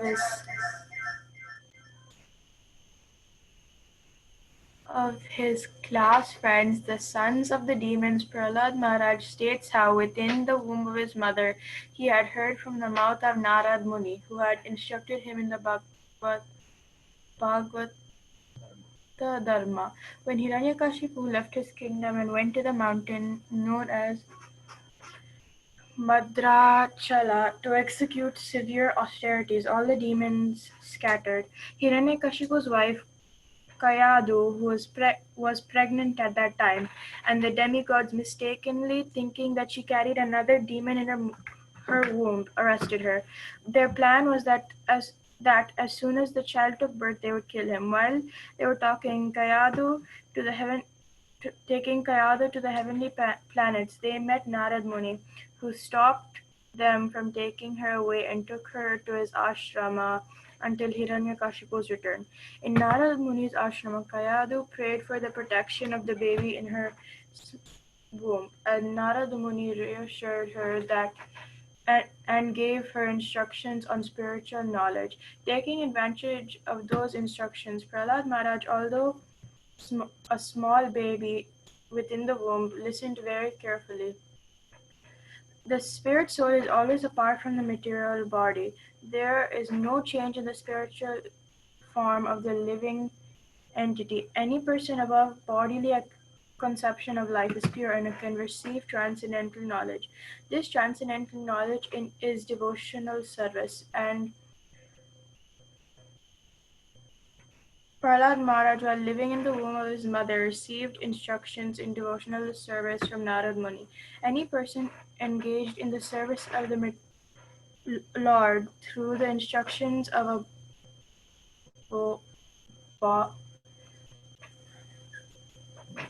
bona fide spiritual master is immediately liberated, and being free from all clutches of Maya, he is relieved from all ignorance and material desires. The duty of everyone is to take shelter of the Supreme Lord, and thus becoming free from all material desires, Regardless of the material condition in which one is situated, one can achieve this perfection. Devotional service is not dependent on the material activities of austerity, penance, mystic, yoga, or piety. Even without such assets, one can achieve devotional service through the mercy of a pure devotee.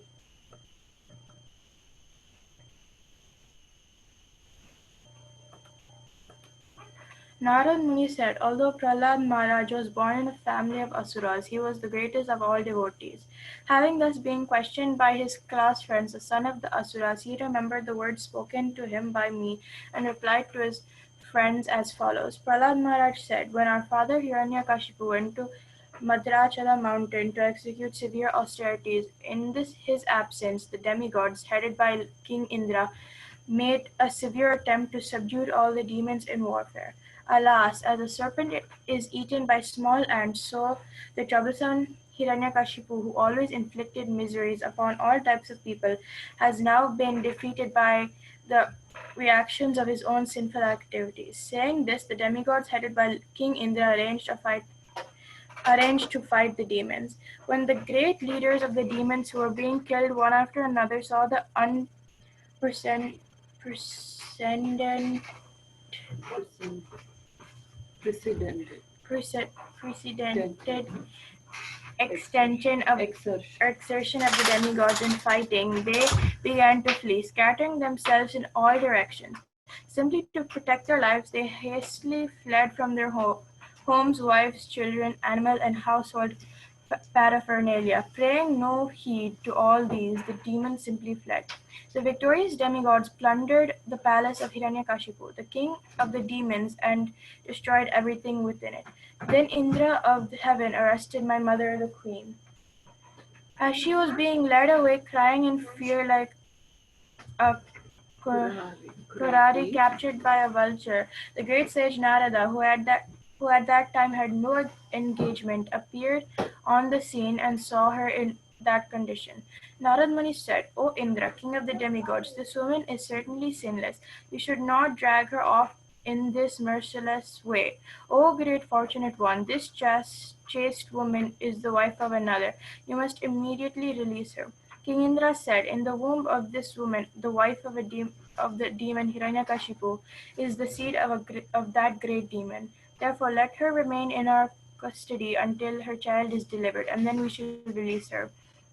Narad Muni replied, the child within the woman's womb is faultless and sinless. Indeed, he is a great devotee, a powerful servant of Supreme Personality of Godhead. Therefore, you will not be able to kill him.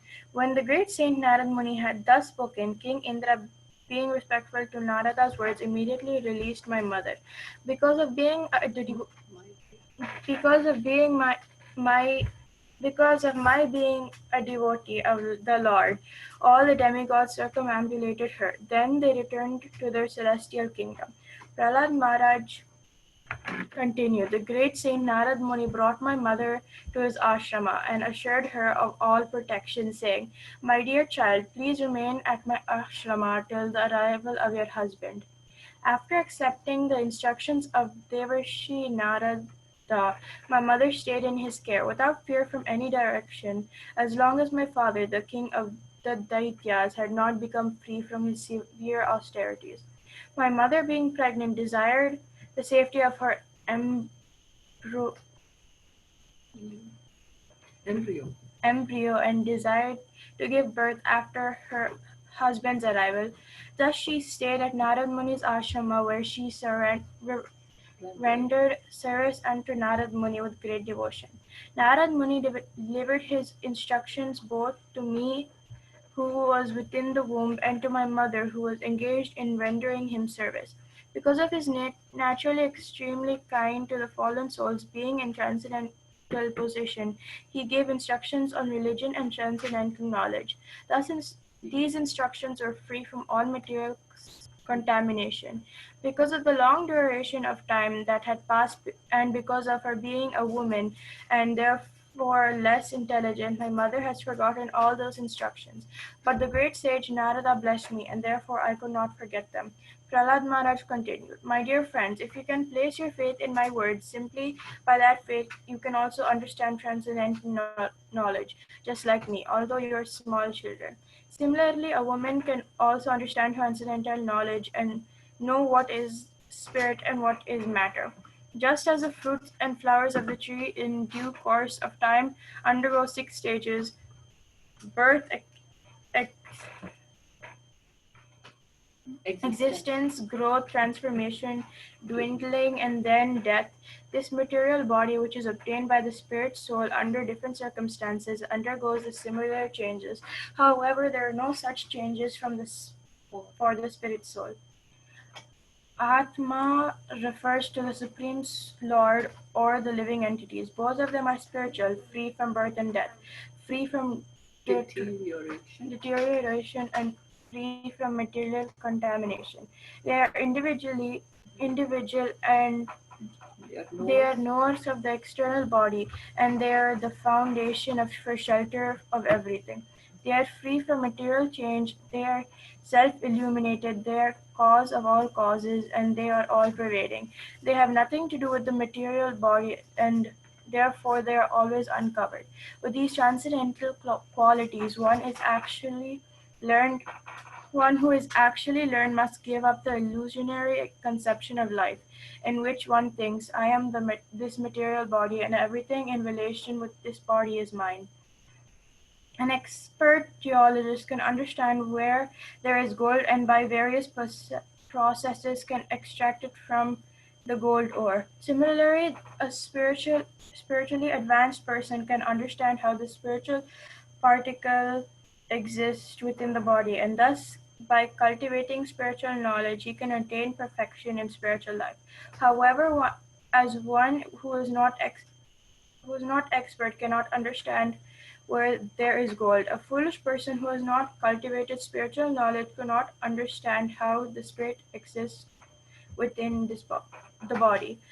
The Lord's eight separated material energies, the three modes of material nature, and the 16 transformations, the 11 senses, and the 5 gross material elements like earth and water. Within these, the one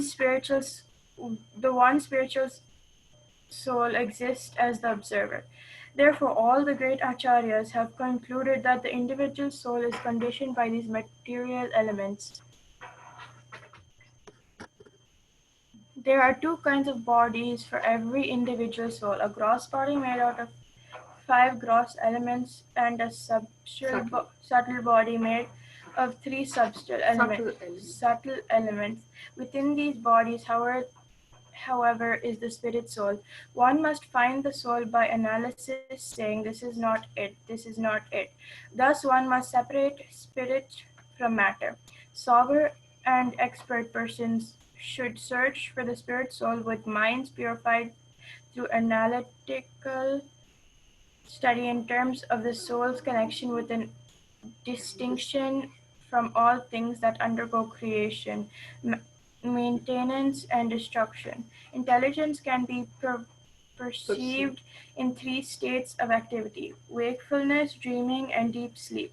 The person who perceives these 3 is to be considered the original master, the ruler, and the supreme personality of Godhead. As one can understand the presence of the air by the aroma it carries, so under the guidance of the Supreme Personality of Godhead, one can understand the living soul by these 3 individual divisions of intelligence. These 3 divisions, however, are not the soul. They are constituted of the 3 modes and are born of activities. Through polluted intelligence, one is subjected to the modes of nature, and thus one is conditioned by material existence, like a dreaming state in which one falsely suffers. Material existence, which is due to ignorance, must be considered unwanted and temporary.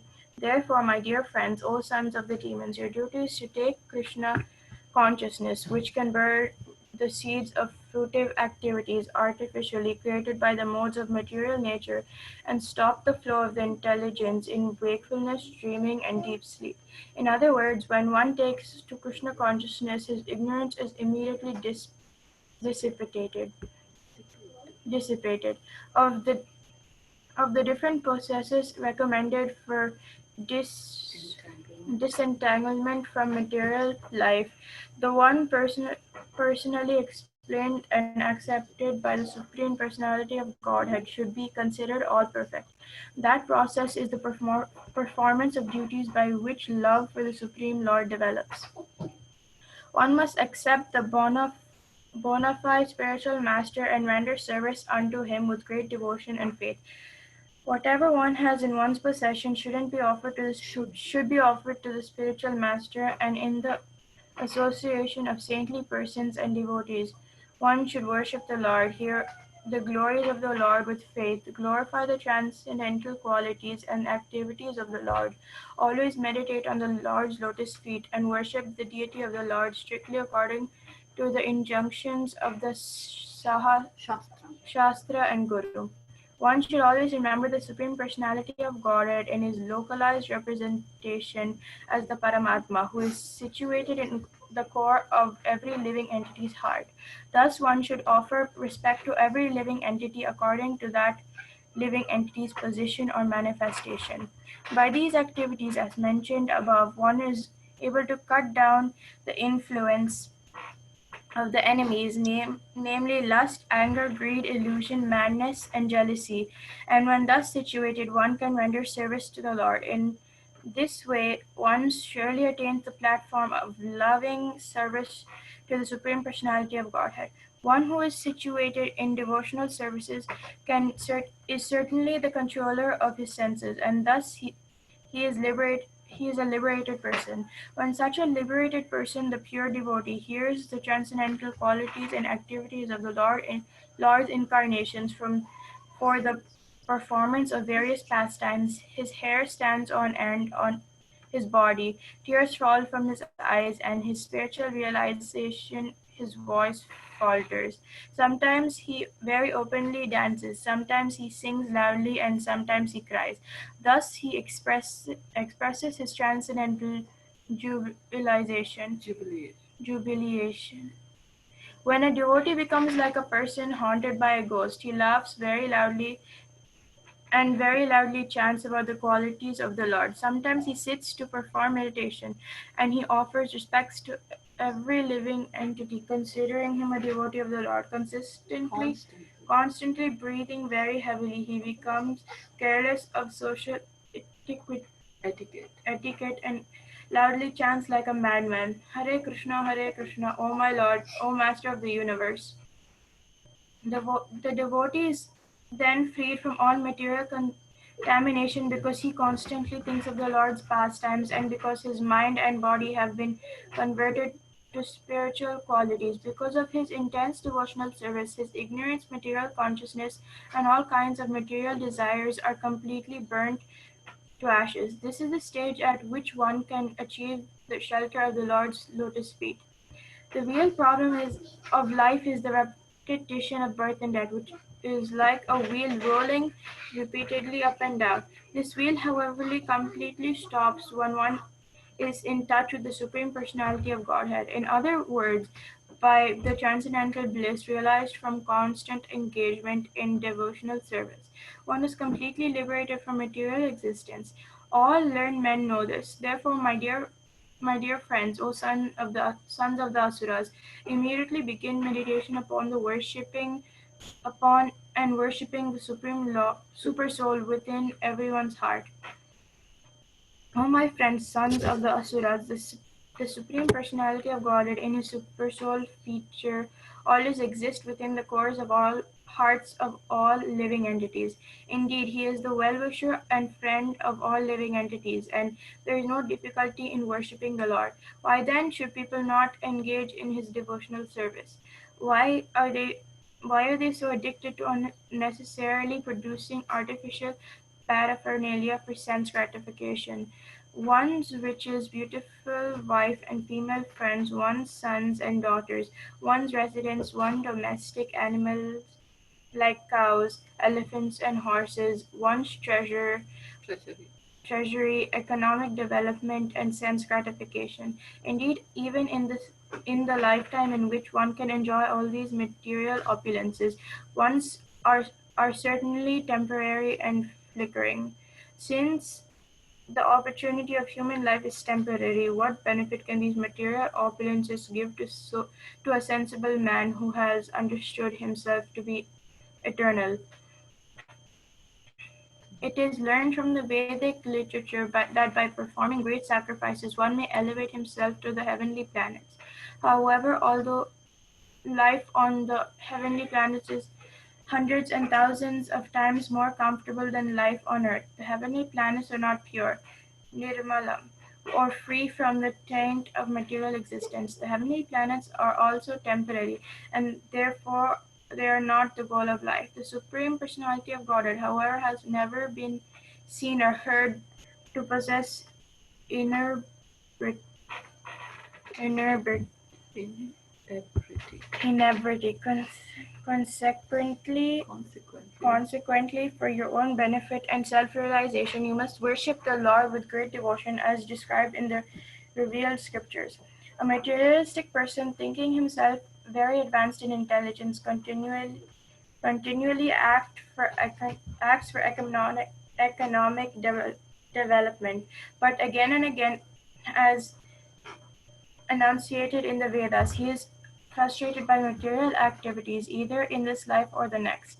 Indeed, the results of one obtains are inevitably the opposite of those one desires. In this material world, every materialistic desires to achieve happiness and diminish his distress, and therefore he acts accordingly. Actually, however, one is happy as long as one does not endeavor for happiness. As soon as one begins his activities for happiness, his conditions of distress begin. A living entity desires comfort for his body and makes many plans for this purpose, but actually the body is the property of others. Indeed, the perishable body embraces the living entity and then leaves him aside. Since the body itself is ultimately meant to become stool or earth, what is the meaning of the paraphernalia related to the body, such as wives, residence, wealth, children, relatives, servants, friends, kingdoms, treasuries, animals, and ministers? They are also temporary. What more can be said about this? All this paraphernalia is very near and dear as long as the body exists, but as soon as the body is destroyed, all things related to the body are also finished. Therefore, actually, one has nothing to do with them. But because of ignorance, one accepts them as valuable. Compared to the ocean of eternal happiness, they are most intelligent. What is the use of such insignificant relationships for the eternal living being? My dear friend, O sons of the Asuras, the living entity receives different types of bodies according to his previous fruitive activities. Thus, he is seen to suffer with reference to his particular body in all conditions of life, beginning with his infusion into the womb. Please tell me, therefore, after full consideration, what is the living entity's actual interest in fruitive activities which result in hardship and misery? The living entity who has received his present body because of his past fruitive activity may end the results of his actions in this life, but this does not mean that he is liberated from bondage to material bodies. The living entity receives one type of body, and by performing actions with the body, he creates another. Thus, he transmigrates from one body to another, through repeated birth and death because of his gross ignorance. The four principles of advancement in spiritual life, dharma, artha, kama, and moksha, all depend on the disposition of the Supreme Personality of Godhead. Therefore, my dear friends, follow in the footsteps of devotees without desire, fully dependent upon the disposition of the Supreme Lord, worship him, the Super Soul, in devotional service. The Supreme Personality of God, Head, Hari, is the soul and the super soul of all living entities. Every living entity is the manifestation of his energy in terms of the living soul and the material body. Therefore, the Lord is the most dear, and he is the supreme controller. If a demigod, demon, human being, yaksha, gandharva, or anyone within this universe renders service to the lotus feet of Mukunda, who can deliver liberation, he is actually situated in the most auspicious condition of life, exactly like us, the Mahajanas headed by Prahlad Maharaj. My dear friends, O son of the demons, you cannot please the Supreme Personality of Godhead by becoming perfect Brahmanas, demigods, or great saints, or becoming perfectly good in etiquette or vast learning. None of these qualities can awaken the pleasure of the Lord, nor by charity, austerity, sacrifice, cleanliness, or vows can one satisfy the Lord. The Lord is pleased only if one unflinching, unalloyed devotion to him. Without sincere devotional service, everything is simply a show. My dear friends, O son of the demons, in the same favorable way that one sees himself and takes care of himself, take to devotional service to satisfy the Supreme Personality of Godhead, who is present everywhere as the super soul of all living entities. O my friend, O son of the demons, everyone, including you, the yakshas and the rakshasas, the unintelligent women, shudras and coward men, the birds, the lower animals, and the sinful living entities, can revive his original, eternal spiritual life and exist forever simply by accepting the principles of Bhakti Yoga. In this material world, to render service to the lotus feet of Govinda, the cause of all causes, and to see him everywhere, is the only goal of life. This much alone is the ultimate goal of human life, as explained by all the revealed scriptures. Thank you, Brinda Mataji. Surut Prabhu, are you there? Yes, Prabhuji. Surut? Yes, Prabhuji. Okay, so Borshya Mataji, Haribol?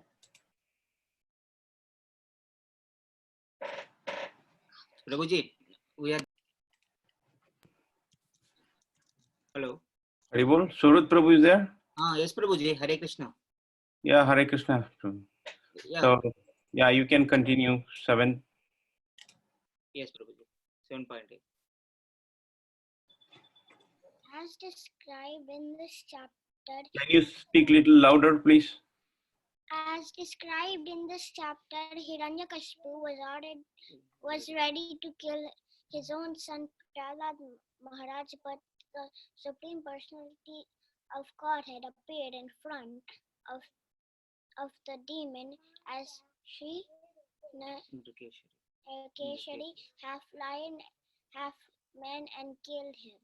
Following the instructions of Prahlad Maharaj, all the sons of the demons became attached to Lord Vishnu, the Supreme Personality of Godhead. When this attachment became pronounced, their teachers, Sandhya and Amarika, were very much afraid that the boys would become more and more devoted to the Lord. In a helpless condition, they approached Hiranyakashipu and described in detail the effect of Prahlad preaching. After hearing of this, Hiranyakashipu decided to kill his son Prahlad. Hiranyakashipu was so angry that Prahlad Maharaj fell down at his feet and said many things just to pacify him, but but he was unsuccessful in satisfying his demonic father. Hiranyakashipu, as a typical demon, began to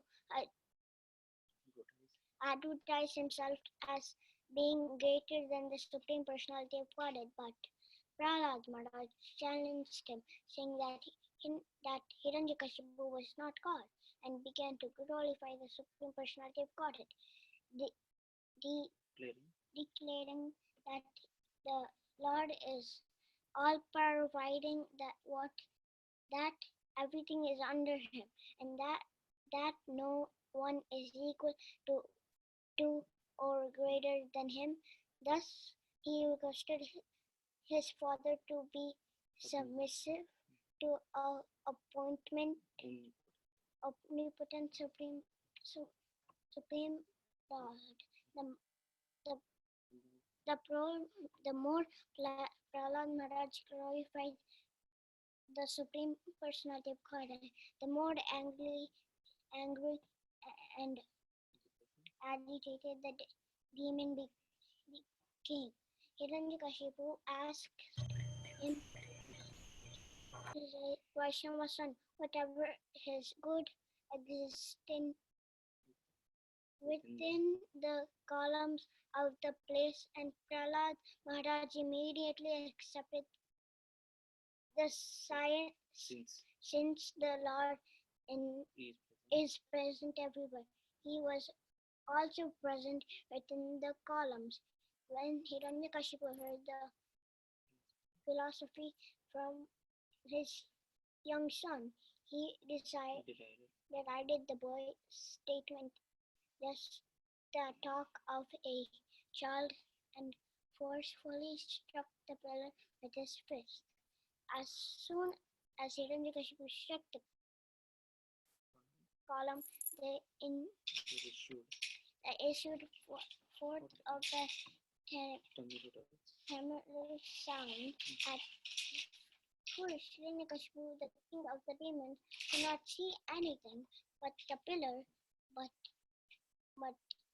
to substantiate Prahlad's statement, the Lord came out of the pillar in his wonderful incarnation as Narasimha, half lion, half man.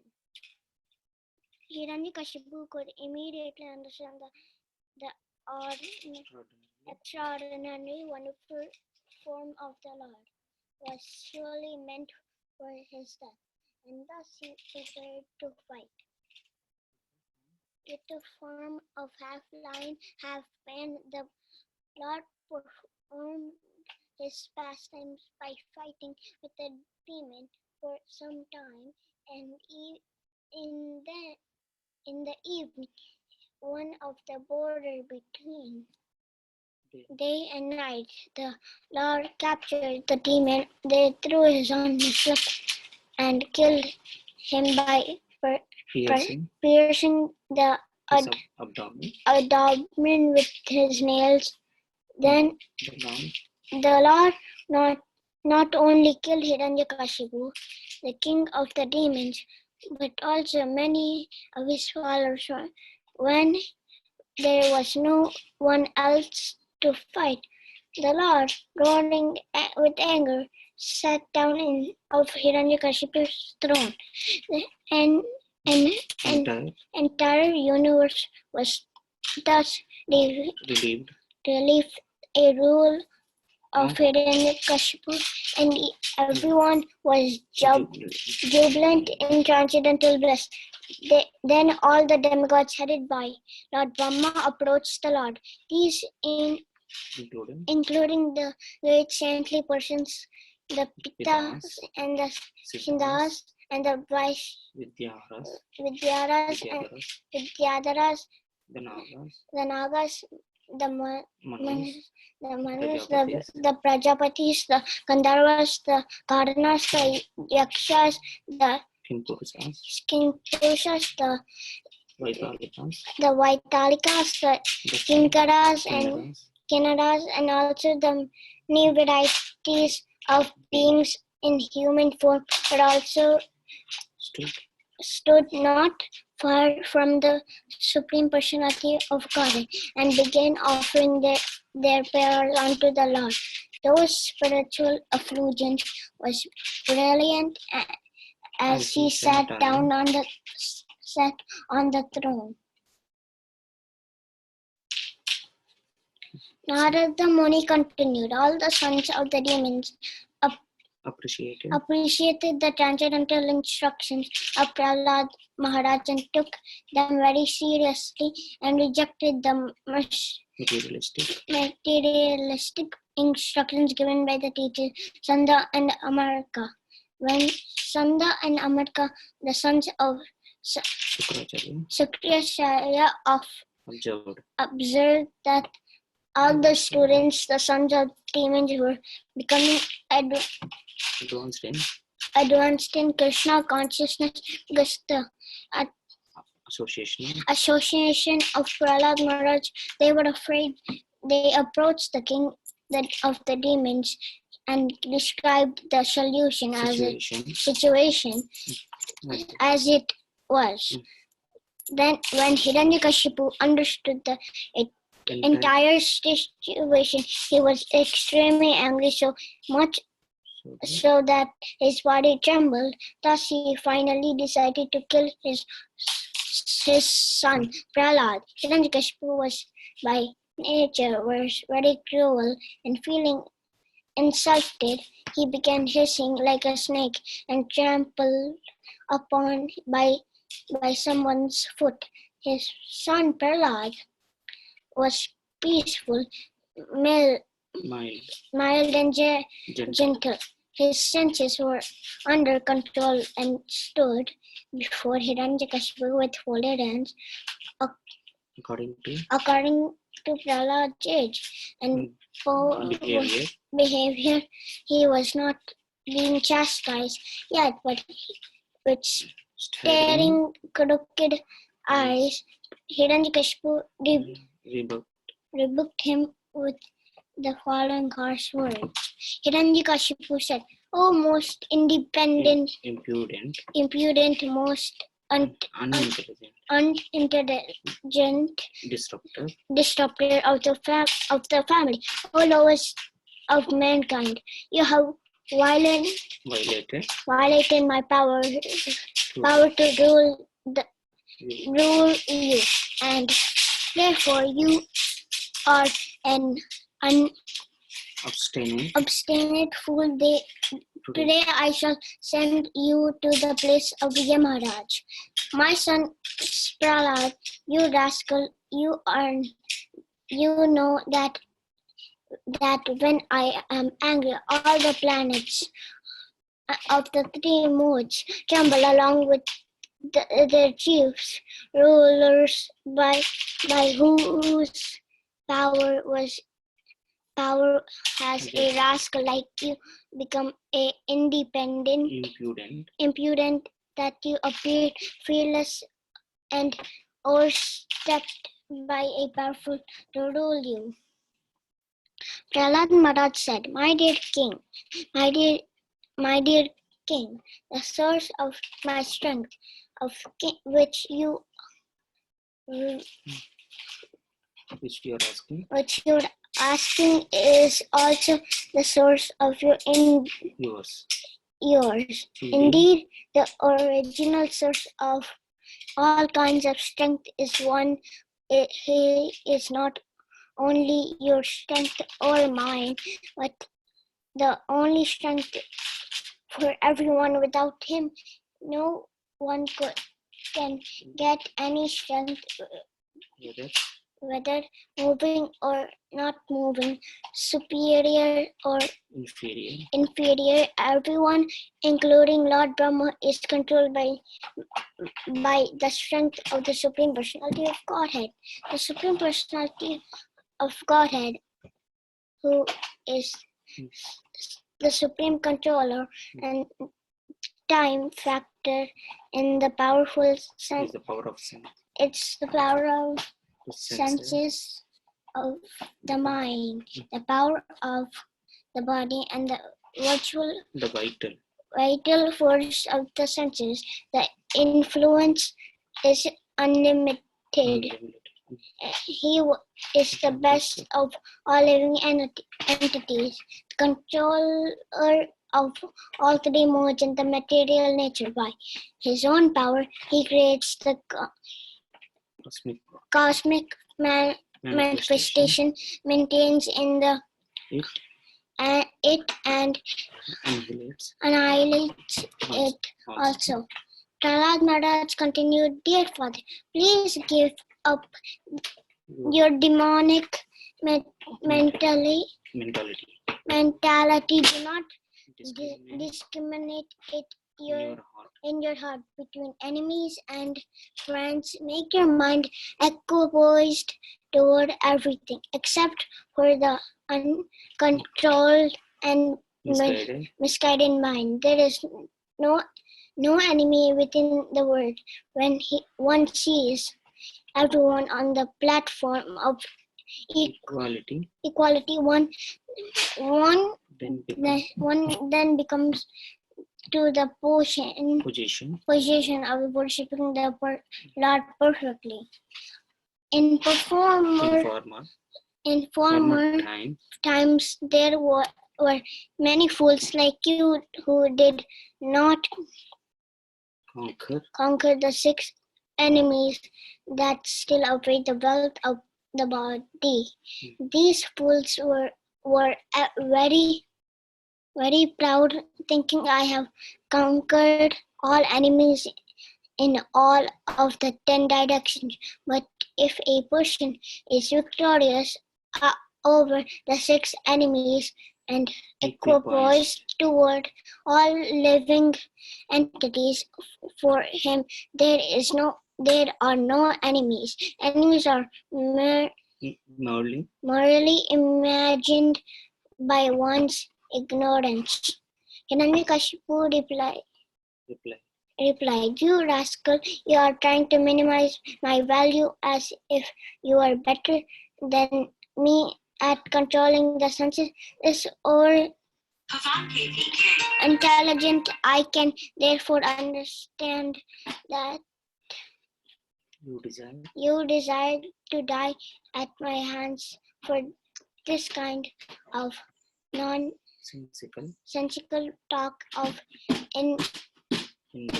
indulged in by those about to die. Oh, most unfortunate Prahlada, you have always described a supreme being other than me, a supreme being who is above everything, who is controller of everyone, and who is all providing. But where is he?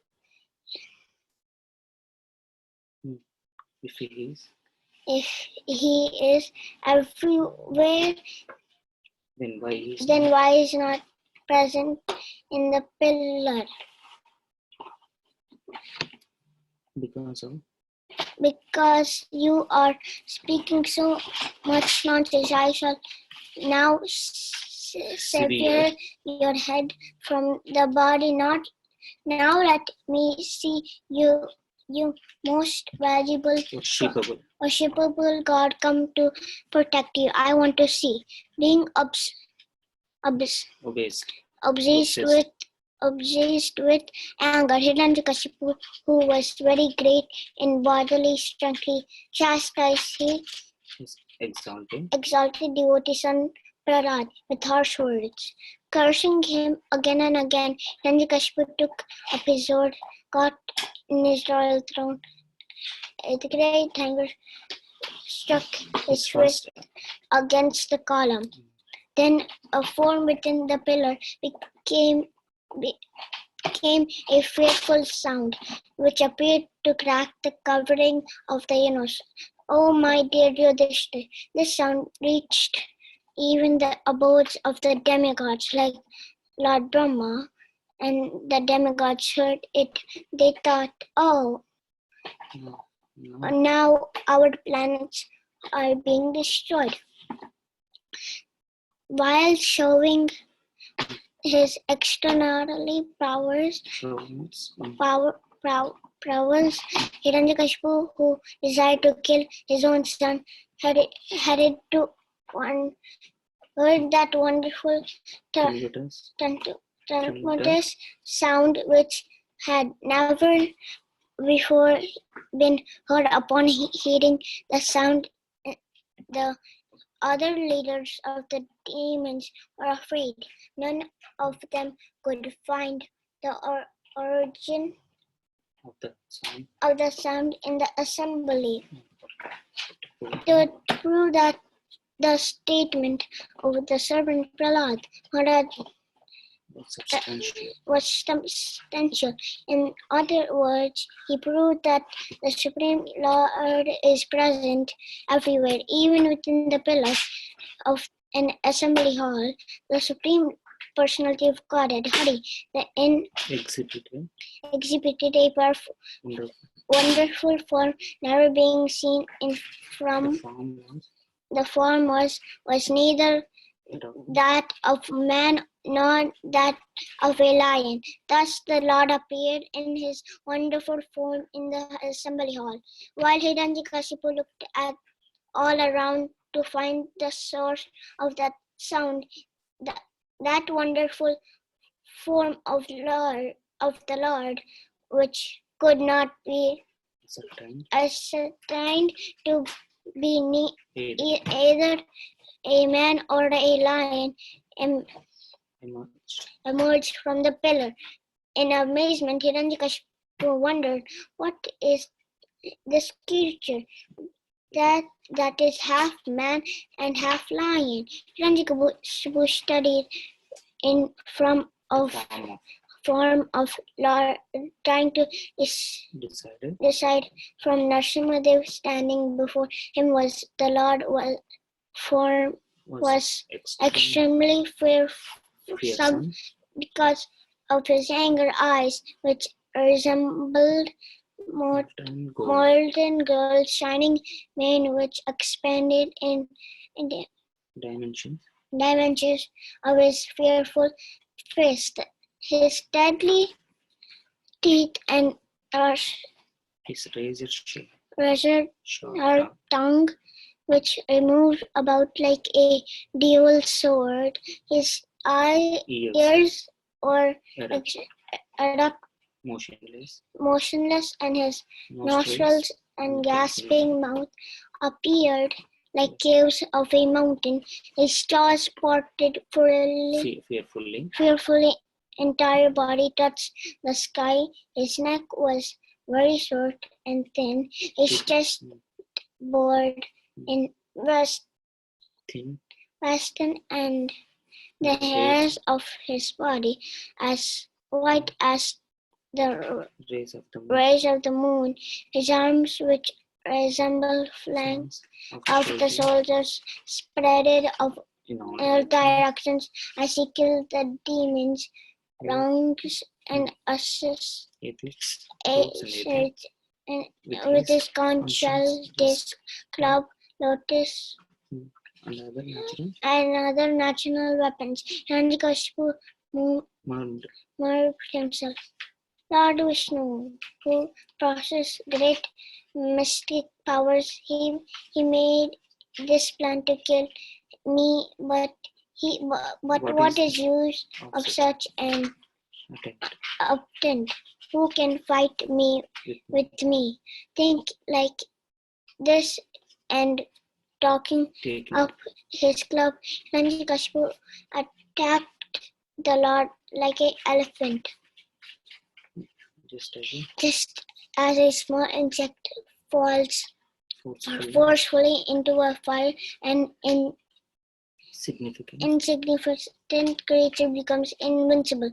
When Hiranyakashipu attacked the Lord, who was full of effulgence, Hiranyakashipu became invisible. There is not that is not all astonishing. For the Lord, it was always situated in pure goodness, formerly doing creation. He entered the dark universe and illuminated it by his spiritual effulgence. Therefore, the great demon Hiranyakashipu was extremely angry, swift attacked Narasimha Dev with his club and began to beat him beat Beat him. him. Lord Narasimha captured the demon along with his club, just as Garuda might capture a great snake. O Yudhishthir, O great son of Bharata, when Lord Narasimha gave Hiranyakashipu a chance to slip from his hand, just as Garuda sometimes plays with a snake, he lets it slip from its mouth. The demigods who had lost their abodes and who are hiding behind the clouds for fear of the demon did not consider That incident. that incident very good indeed. They were, but when Hiranyakashipu was freed from the hands of Narasimha, he falsely thought that the Lord was afraid of his powers. Therefore, after taking a little rest from the fight, he took up his sword and shield and attacked the Lord again with great force, making a loud sound of laughter. The Supreme Personality of Godhead, Narayana, who extremely strong and powerful, captured Hiranyakashipu and protecting himself with a sword and shield, leaving no gasps open with the speed of a hawk. Hiranyakashipu moved sometimes in the sky and sometimes on the earth. His eyes closed because of fear of Narasimha's laughter, as a snake captures a mouse or Garuda captures a venomous snake. Lord Narasimha captured Hiranyakashipu, who could not be pierced even by the thunderbolt of King Indra. As Hiranyakashipu moved, the limbs were here. There was all around very much afflicted as he had captured. Lord Narasimha placed the demon on his lap, supporting him with his thighs and the doorway of the assembly hall. The Lord was easily throw the demon to pieces with the nails of his hands. Lord Narasimha's mouth and mane were sprinkled with drops of blood, and his fierce eyes, full of anger, were impossible to look at, licking the edge of his mouth with his tongue. The Supreme Personality of God and Narasimha decorated with a garland of instant taken from Hiranyakashipu's abdomen resulted a lion just killed an elephant. The Supreme Personality of Godhead, who had many arms, uprooted Hiranyakashipu's heart and threw him aside and turned toward the demon soldiers. The soldiers had come in thousands to fight with him with raised weapons and were faithful followers of Hiranyakashipu, but Lord Narasimha killed all of them merely with ends of his nails. The head of Narasimha had shook the clouds and scattered them here and there. His glaring eyes stole the effulgence luminaries in the sky, and his breathing agitated the seas and oceans because his rolling. All the elephants in the world become to cry and feared. Airplanes were thrown into outer space and upper systems by the head of Narasimha's head, because all pressures of Lord's lotus feet, the nth appeared to slip from its position. All the hells of the mountain sprang, and due to the insuperable force because of the Lord's bodily effulgence, both the sky and the all directions directions diminish the natural illumination.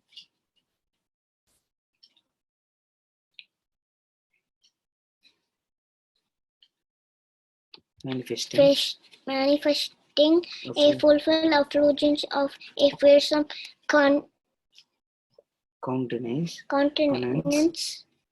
Lord Narasimha Devi being very angry and finding a constant face, power and his power and opulence. Then he sat down in the assembly hall on the excellent throne of the king because of fear of obedience.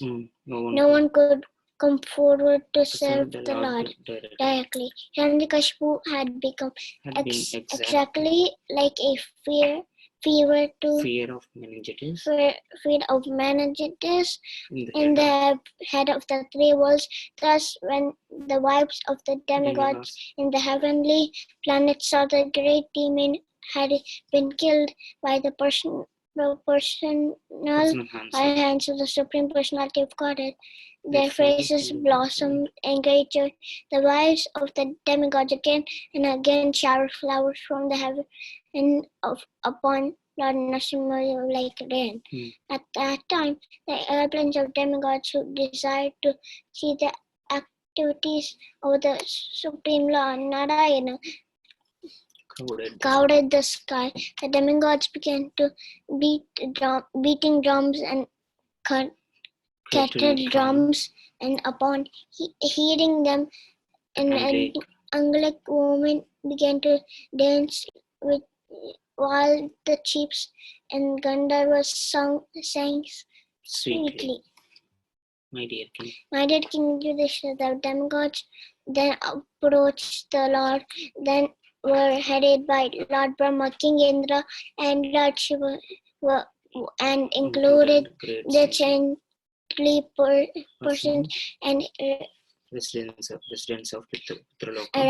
residents of Pitralokas, Siddhaloka, Vidyadhara Loka, and the planet of the snake. Manas approached the chiefs of various other planets. The angelic dancers approached as the Gandharvas, the Gardhanas, the Yakshas, the inhabitants of the Kinnara Loka, the Vitalas, the inhabitants of Kimpurusha Loka, and the personal servants of Vishnu, like Sananda and Kumuda.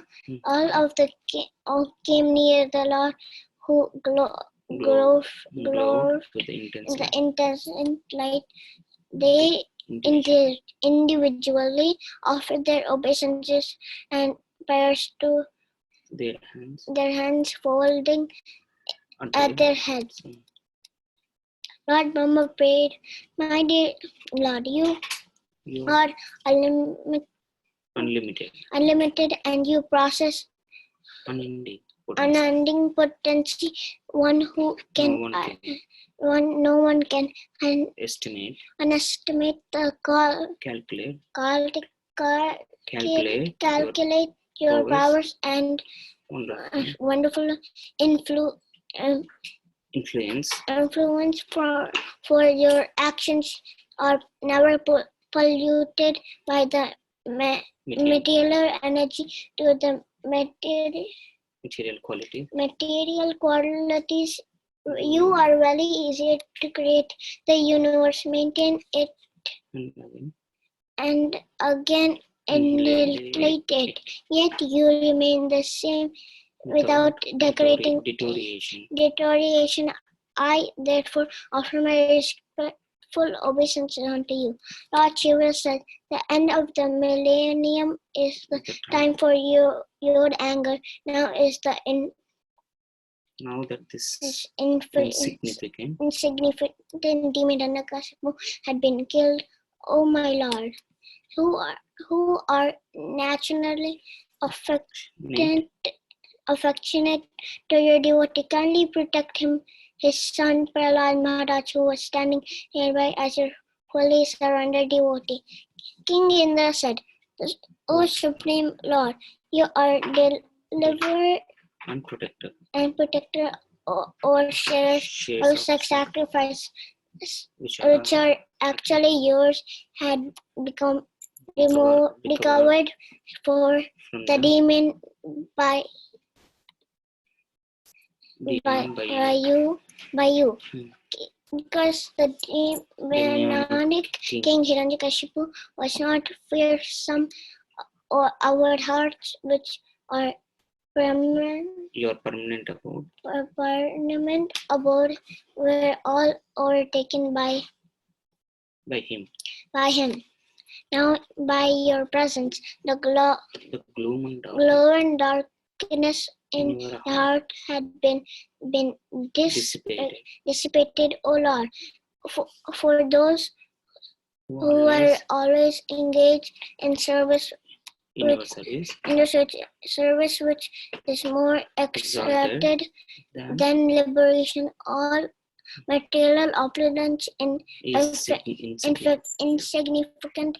They do not even care of liberation, do not to speak of benefits of karma, artha and kama, artha and dharma. All the saintly persons present offer their prayers in this way. O Lord, O Supreme Maintainer of the sheltered and your lotus feet, O original personality of God, the process of austerity and penance which you instructed us before in the spiritual power and your very self in the it is by austerity that you created the material world which lies dormant with you. This austerity was almost stopped in the activities of this demon, but now by yourself appearing in the form of Narasimha, which is meant to give us protection, and by killing the demon, you have again approved the process of austerity. The inhabitants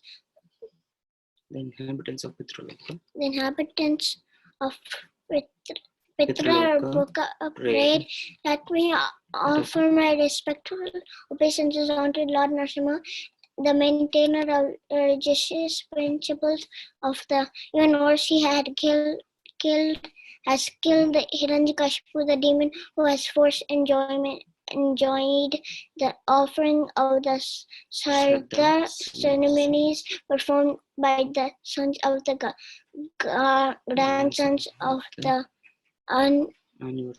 anniversaries of our death, and who drank the water of the some seeds offered his holy places pilgrimage by killing this demon.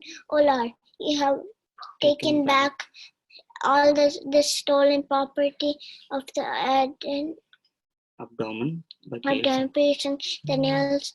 We are therefore wishing to offer our respectful obeisances unto you.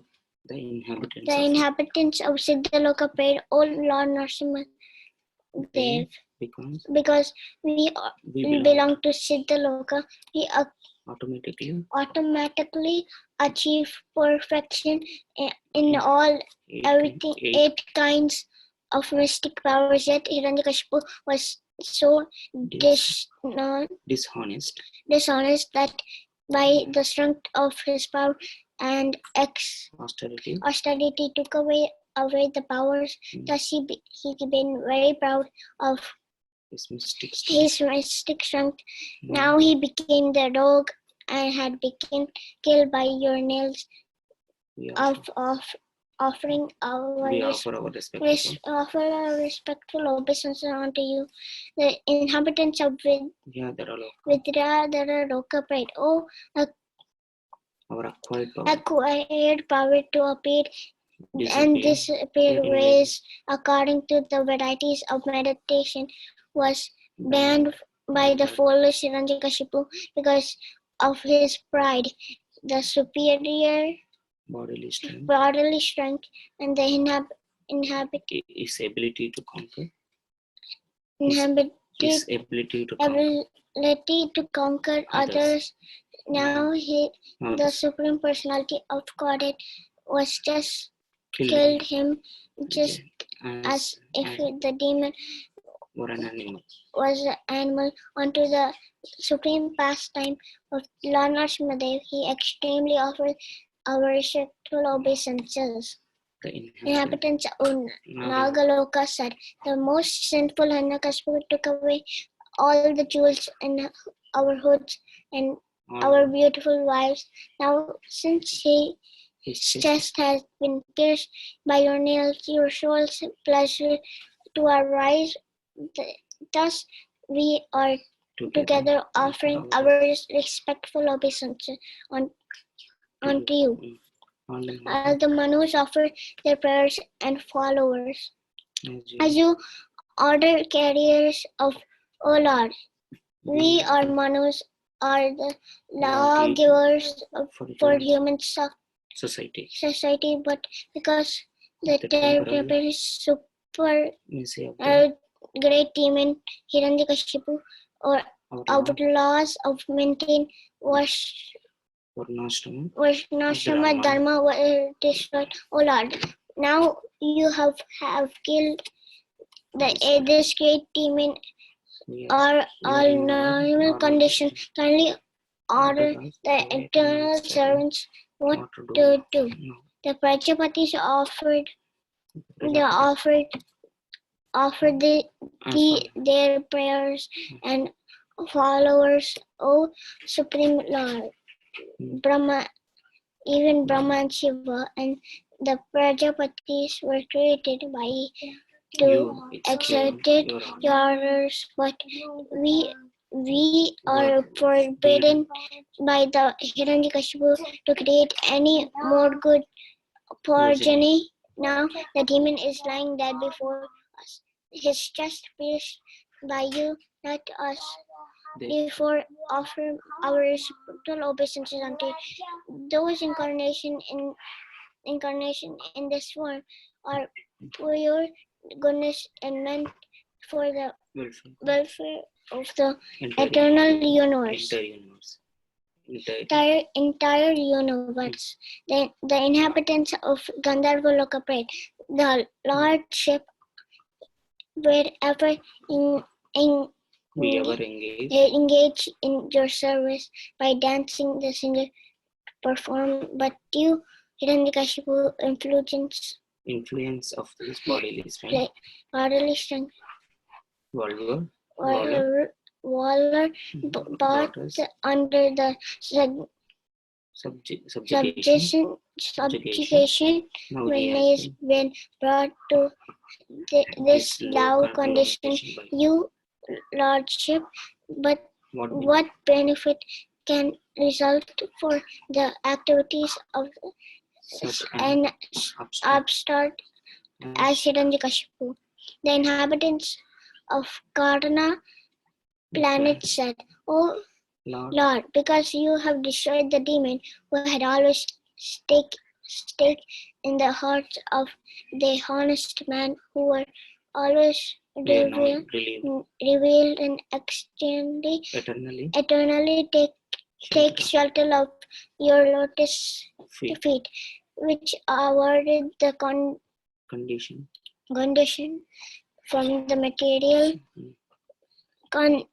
Materialistic material contamination. contamination. The inhabitants of Yakshaloka. Yakshaloka prayed, O controller of the 24 elements, we are Considered considered being best servants of your lordship because of the rendering servants pleasing to you. Yet we engage our as plant queen planquin carries by the order of Hiranyakashipu, the son of Diti. O Lord, in the form of Narasimha, you have now this demon gave trouble to everyone, but now you have killed him, and this his body mixed with 5 material elements. The inhabitants of Kinpurusha Loka said, we are insignificant living entities. Are you this? You are the Supreme Personality of Godhead, the Supreme Controller. Therefore, how can we offer suitable unto you prayers unto you? When the demon was condemned by the devotees because they were disgusted with him, he was then killed by you. The inhabitants of Vitala said, Dear Lord, because of chanting your spotless glories in the great assemblies and arenas of sacrifice, we are accustomed to great respect for everyone. This demon, however, usurped the position. Now, to our great fortune, you have killed the great demon exactly of one curses a conscious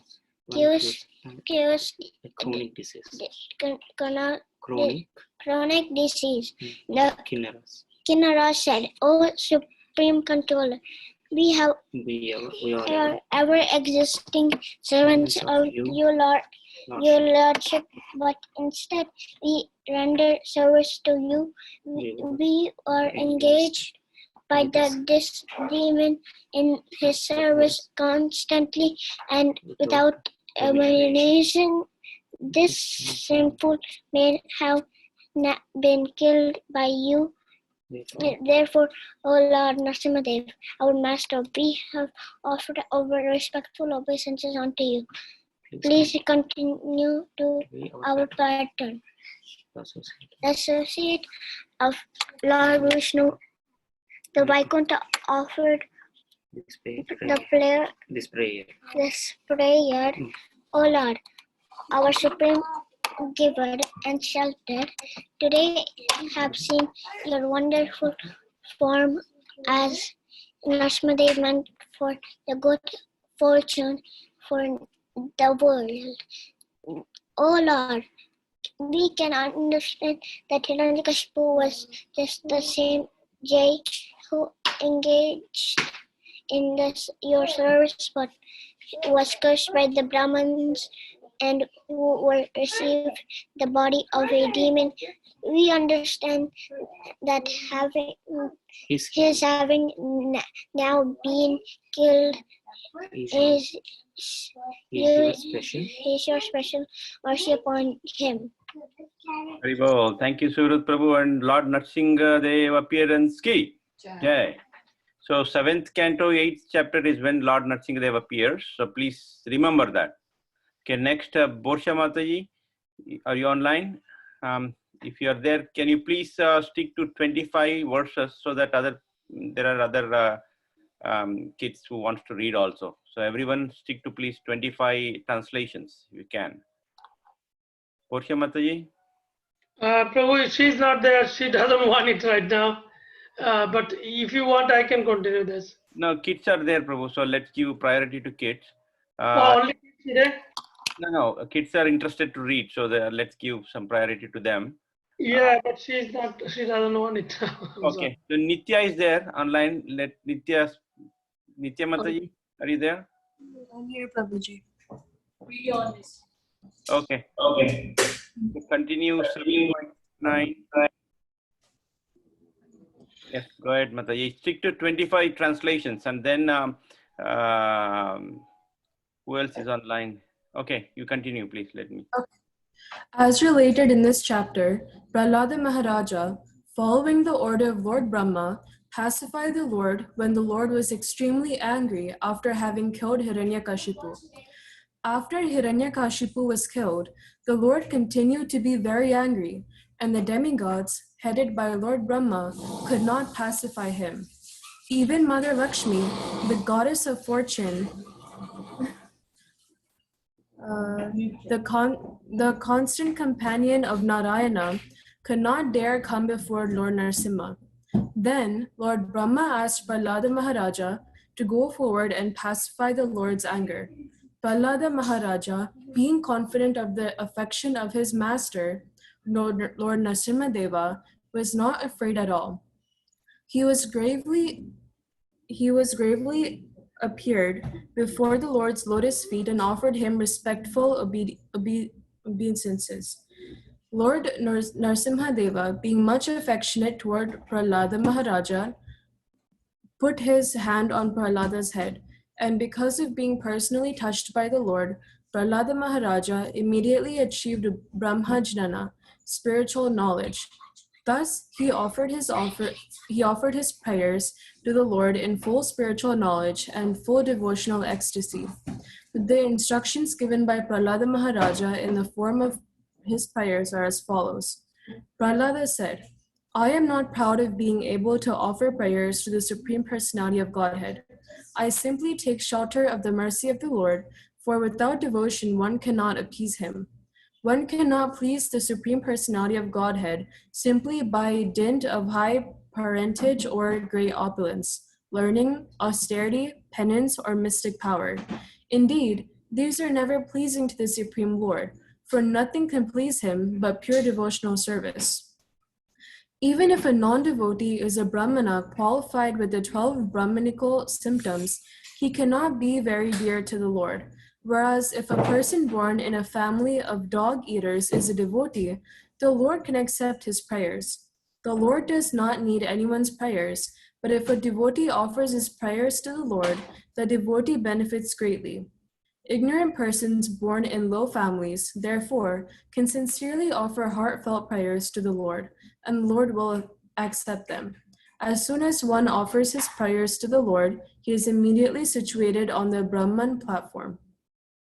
Lord Narasimha Dev appeared for the benefit of all human society, not only for Prahlada's personal benefit. The fierce form of Lord Narasimha Deva may appear most awful to a non-devotee, but to the devotee, the Lord is always affectionate as he is in other forms. Conditioned life in the material world is actually extremely fearful. Indeed, a devotee is not afraid of anything else. Fear of material existence is due to false ego. Therefore, the ultimate goal of life for every living entity is to attain the position of being servant of the Lord. The miserable condition of the living entities in the material world can be remedied only by the mercy of the Lord.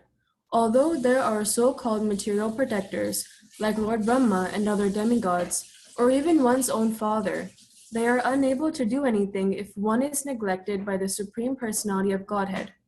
However, one who has fully taken shelter of the Lord's lotus feet can be saved from the onslaught of material nature. Therefore, every living entity should be unattracted by material so-called happiness and should take shelter of the Lord by all means. That is the mission of human life. To be attracted by self-gratification is simply foolish.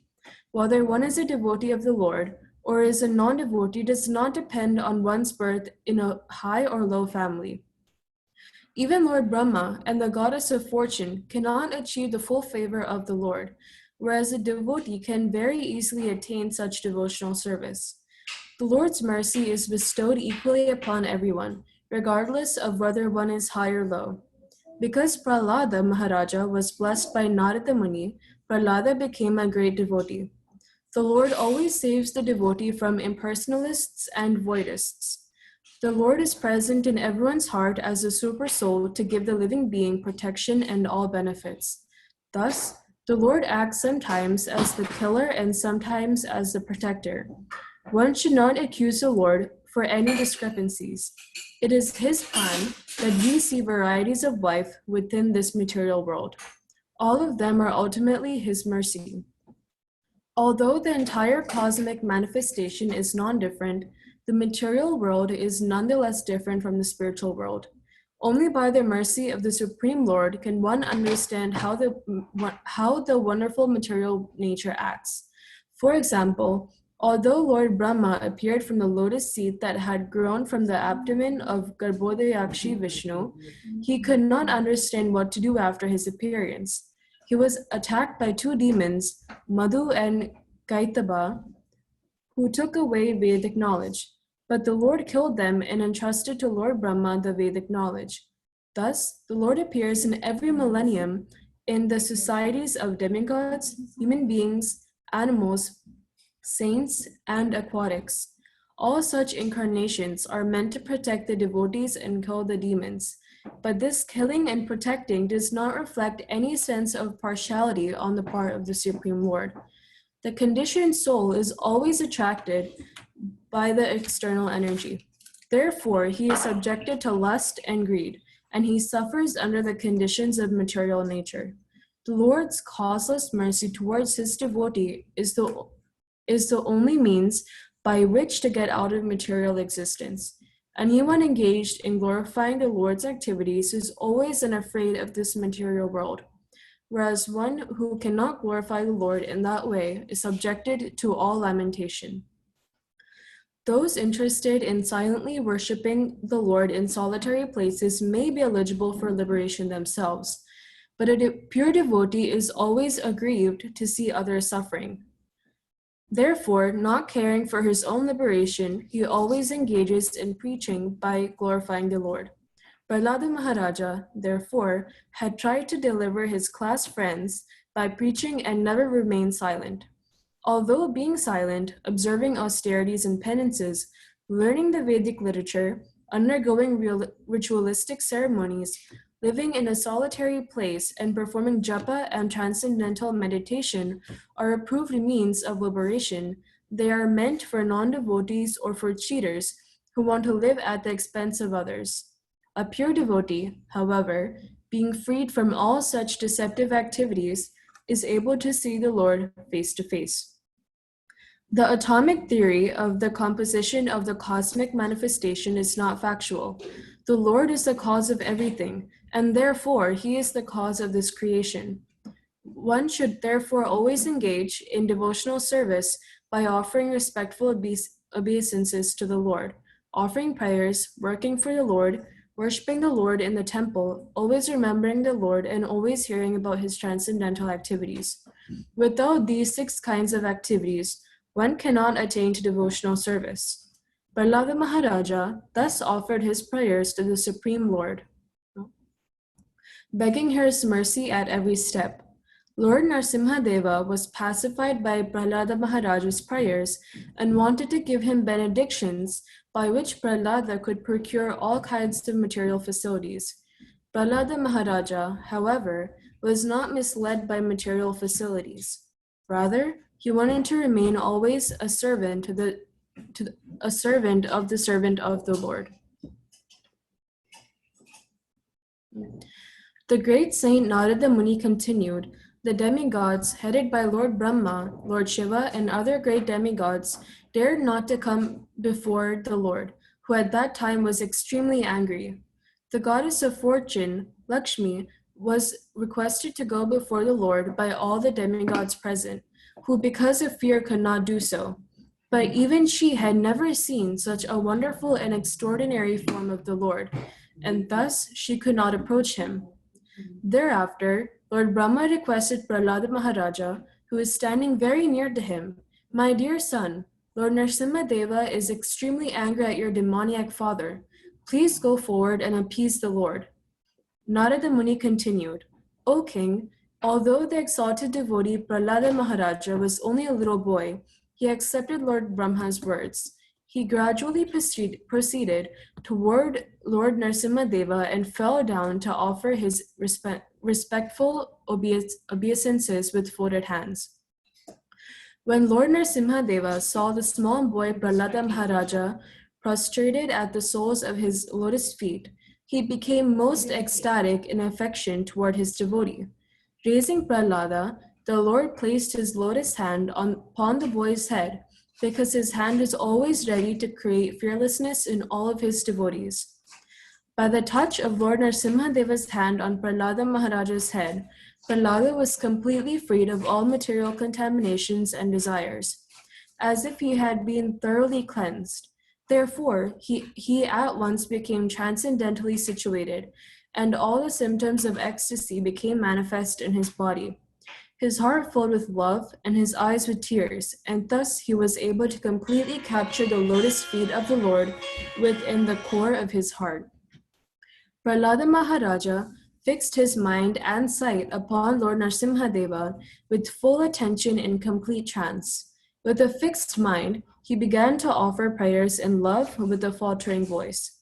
Prahlada Maharaja prayed, "How is it possible for me, who have been born in a family of asuras, to offer suitable prayers to satisfy the Supreme Personality of Godhead? Even until now, all the demigods, headed by Lord Brahma, and all the saintly persons could not satisfy the Lord by streams of excellent words, although such persons are very qualified, being in the mode of goodness. Then what is to be said of me? I am not at all qualified." Prahlada Maharaja continued, "One may possess wealth, an aristocratic family, beauty, austerity, education, sensory expertise, luster, influence, physical strength, diligence, intelligent, and mystic yogic power. But I think that even by all of these qualifications, one cannot satisfy the Supreme Personality of Godhead. However, one can satisfy the Lord simply by devotional service. Gajendra did this, and thus the Lord was satisfied with him. If a Brahmana has all 12 of the Brahminical qualities, as they are stated in the book called Sanat Sujata, but is not a devotee and is averse to the lotus feet of the Lord, he is certainly lower than a devotee who is a dog eater, but who has dedicated everything, mind, words, activity, wealth, and life, to the Supreme Lord. Such a devotee is better than a Brahmana because the devotee can purify his whole family, whereas a so-called Brahmana in a position of false prestige cannot purify even himself. The Supreme Lord, the Supreme Personality of Godhead, is always fully satisfied in himself. Therefore, when something is offered to him, the offering, by the Lord's mercy, is for the benefit of the devotee, for the Lord does not need service from anyone. To give an example, if one's face is decorated, the reflection of one's face in a mirror is also seen to be decorated. Therefore, although I was born in a demoniac family, I may without a doubt offer prayers to the Lord with full endeavor, as far as my intelligence allows. Anyone who has been forced by ignorance to enter the material world may be purified of material life if he offers prayers to the Lord and hears the Lord's glories. O my Lord, all the demigods, headed by Lord Brahma, are sincere servants of your lordship, who are situated in a transcendental position. Therefore, they are not like us, Prahlada and his father, the demon Hiranyakashipu. Your appearance in this fearful form is your pastime for your own pleasure. Such an incarnation is always meant for the protection and improvement of the universe. My Lord Narasimha Deva, please, therefore, cease your anger now that my father, the great demon Hiranyakashipu, has been killed. Since even saintly persons take pleasure in the killing of a scorpion or a snake, all the worlds have achieved great satisfaction because of the death of this demon. Now they are confident of their happiness, and they will always remember your auspicious incarnation in order to be free from fear. My Lord, who are never conquered by anyone, I am certainly not afraid of your ferocious mouth and tongue, your eyes bright like the sun, or your frowning eyebrows. I do not fear your sharp, pinching teeth, your garland of intestines, your mane soaked with blood, or your high, wedge-like ears. Nor do I fear your tumultuous roaring, which makes elephants flee to distant places, or your nails, which are meant to kill your enemies. O most powerful, insurmountable Lord, who are kind to the fallen souls, I have been put into the association of demons as a result of my activities, and therefore I am very much afraid of my condition of life within this material world. When will that moment come when you call me to the shelter of your lotus feet, which are the ultimate goal for liberation from conditional life? O Great One, O Supreme Lord, because of combination of pleasing and displeasing circumstances, and because of separation from them, one is placed in a most regrettable position, within heavenly or hellish planets, as if burning a fire of lamentation. Although there are many remedies by which to get out of miserable life, any such remedies in the material world are more miserable than the miseries themselves. Therefore, I think that the only remedy to engage in your service. Kindly instruct me in such service. O my Lord Narasimha Deva, by engaging in your transcendental loving service in the association of devotees who are liberated souls, Hamsas, I shall become completely uncontaminated by the association of the three modes of material nature and be able to chant the glories of your Lordship, who are so dear to me. I shall chant your glories, followed exactly in the footsteps of Lord Brahma and his disciplic succession. In this way, I shall undoubtedly be able to cross the ocean of nescience. My Lord Narasimha Deva, O Supreme, because of a bodily conception of life, embodied souls neglected and not cared for you, and not cared for by you, cannot do anything for their betterment. Whatever remedies they accept, although perhaps temporarily beneficial, are certainly impermanent. For example, a father and mother cannot protect their child. A physician and medicine cannot relieve a suffering patient, and a boat on the ocean cannot protect a drowning man. My dear Lord, everyone in this material world is under the modes of material nature, being influenced by goodness, passion, and ignorance. Everyone, from the greatest personality, Lord Brahma, down to the small ant, works under the influence of these modes. Therefore, everyone in this material world is influenced by your energy. The cause for which they work, the place where they work, the time when they work, the matter due to which they work, the goal of life they have considered final, and the process for obtaining this goal are all nothing but manifestations of your energy. Indeed, since the energy and energetic are identical, all of them are but manifestations of you. O Lord, O Supreme Eternal, by expanding your plenary portion, you have created the subtle bodies of the living entities through the agency of your external energy, which is agitated by time. Thus, the mind entraps the living entity in unlimited varieties of desires to be fulfilled by the Vedic directions of karma, kanda, fruit of activity, and the 16 elements. Who can get free from this entanglement unless you take shelter at your lotus feet? My dear Lord, O Supreme Great, you have created this material world of 16 constituents, but you are transcendental to their material qualities. In other words, these material qualities are under your full control, and you are never conquered by them. Therefore, the time element is your representation. My Lord, O Supreme, no one can conquer you. As for me, however, I am being crushed by the wheel of time, and therefore I surrender fully unto you. Now kindly take me under the protection of your lotus feet. My dear Lord, people in general want to be elevated to the higher planetary systems for a long duration of life, opulence, and enjoyment, but I have seen all of these through the activities of my father. When my father was angry and he laughed sarcastically at the demigods, they were immediately vanquished simply by seeing the movements of his eyebrows. Yet, my father, who was so powerful, has now been vanquished by you within a moment. My dear Lord, now I have completed experience concerning the worldly opulence, mystic power, longevity, and many other materialistic pleasures enjoyed by all living entities, from Lord Brahma down to the ant. As powerful time, you destroy them all. Therefore, because of my experience, I do not wish to possess them. My dear Lord, I request you to place me in touch with your pure devotee and let me serve him as a sincere servant.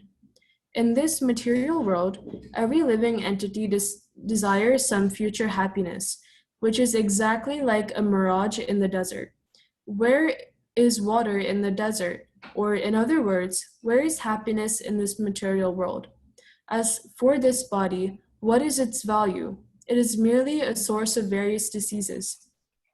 The so-called philosophers, scientists, and politicians know this very well, but nonetheless they aspire for temporary happiness. Happiness is very difficult to obtain, but because they are unable to control their senses, they run after the so-called happiness of the material world and never come to the right conclusion. Thank you, Nitya Mataji. Is Ankita Mataji there?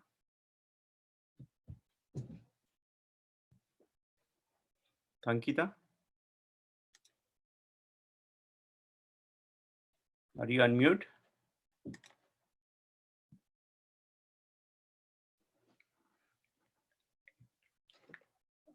Okay, so Mukunda Prabhu?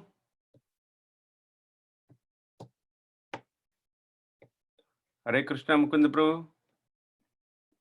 You are there?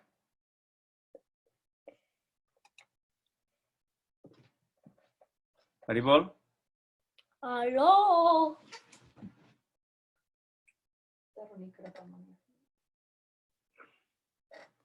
Okay, Brajesh Govinda Prabhu?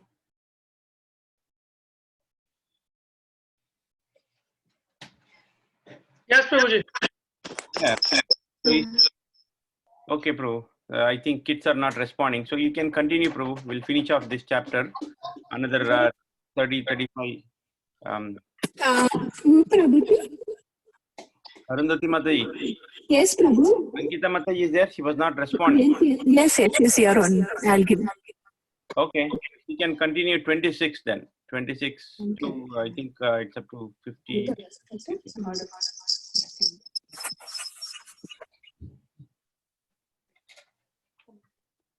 O my Lord, O Supreme. Little louder, please.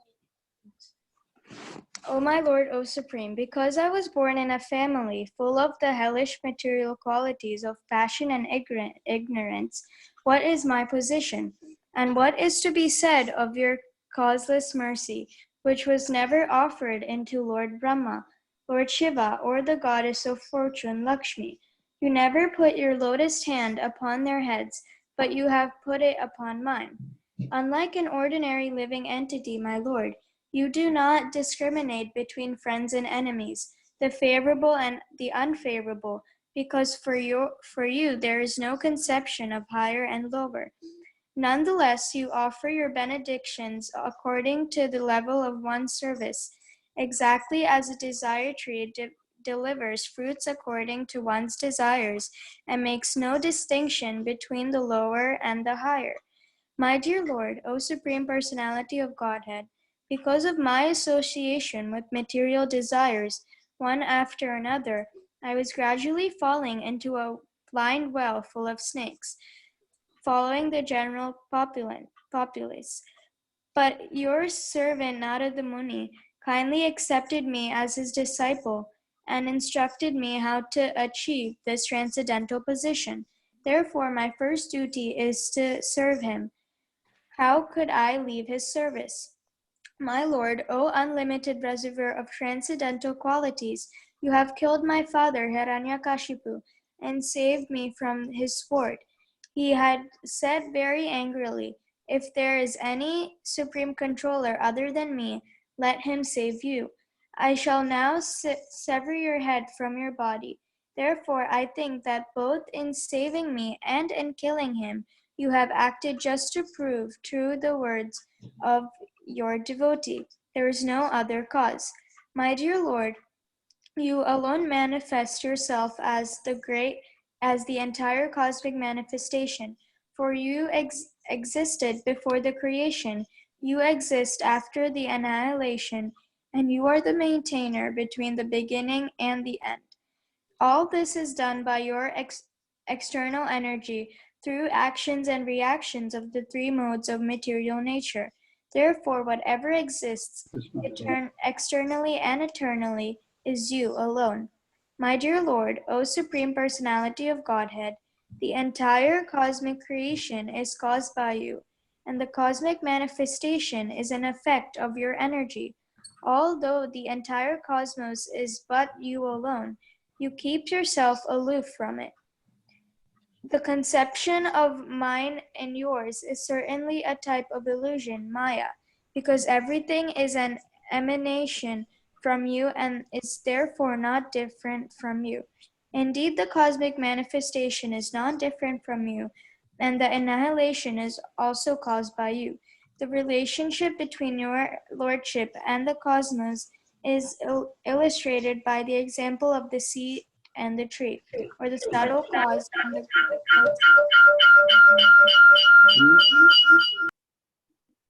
O my Lord, O Supreme Personality of Godhead, after the annihilation, the creative energy is kept in you, who appears to sleep with half-closed eyes. Actually, however, you do not sleep like an ordinary human being, for you are always in a transcendental stage beyond the creation of the material world, and you always feel transcendental bliss. As Karanodakashaya Vishnu, you thus remain in your transcendental status, not touching material objects. Although you appear to sleep, this sleeping is distinct from sleeping in ignorance. This cosmic manifestation, the material world, is also your body. This total lump of matter is agitated by your potent energy, known as Kala Shakti, and thus the three modes of material nature are manifested. You are awakened from the bed of Sesha, Ananta, and from your navel a small transcendental seed is generated.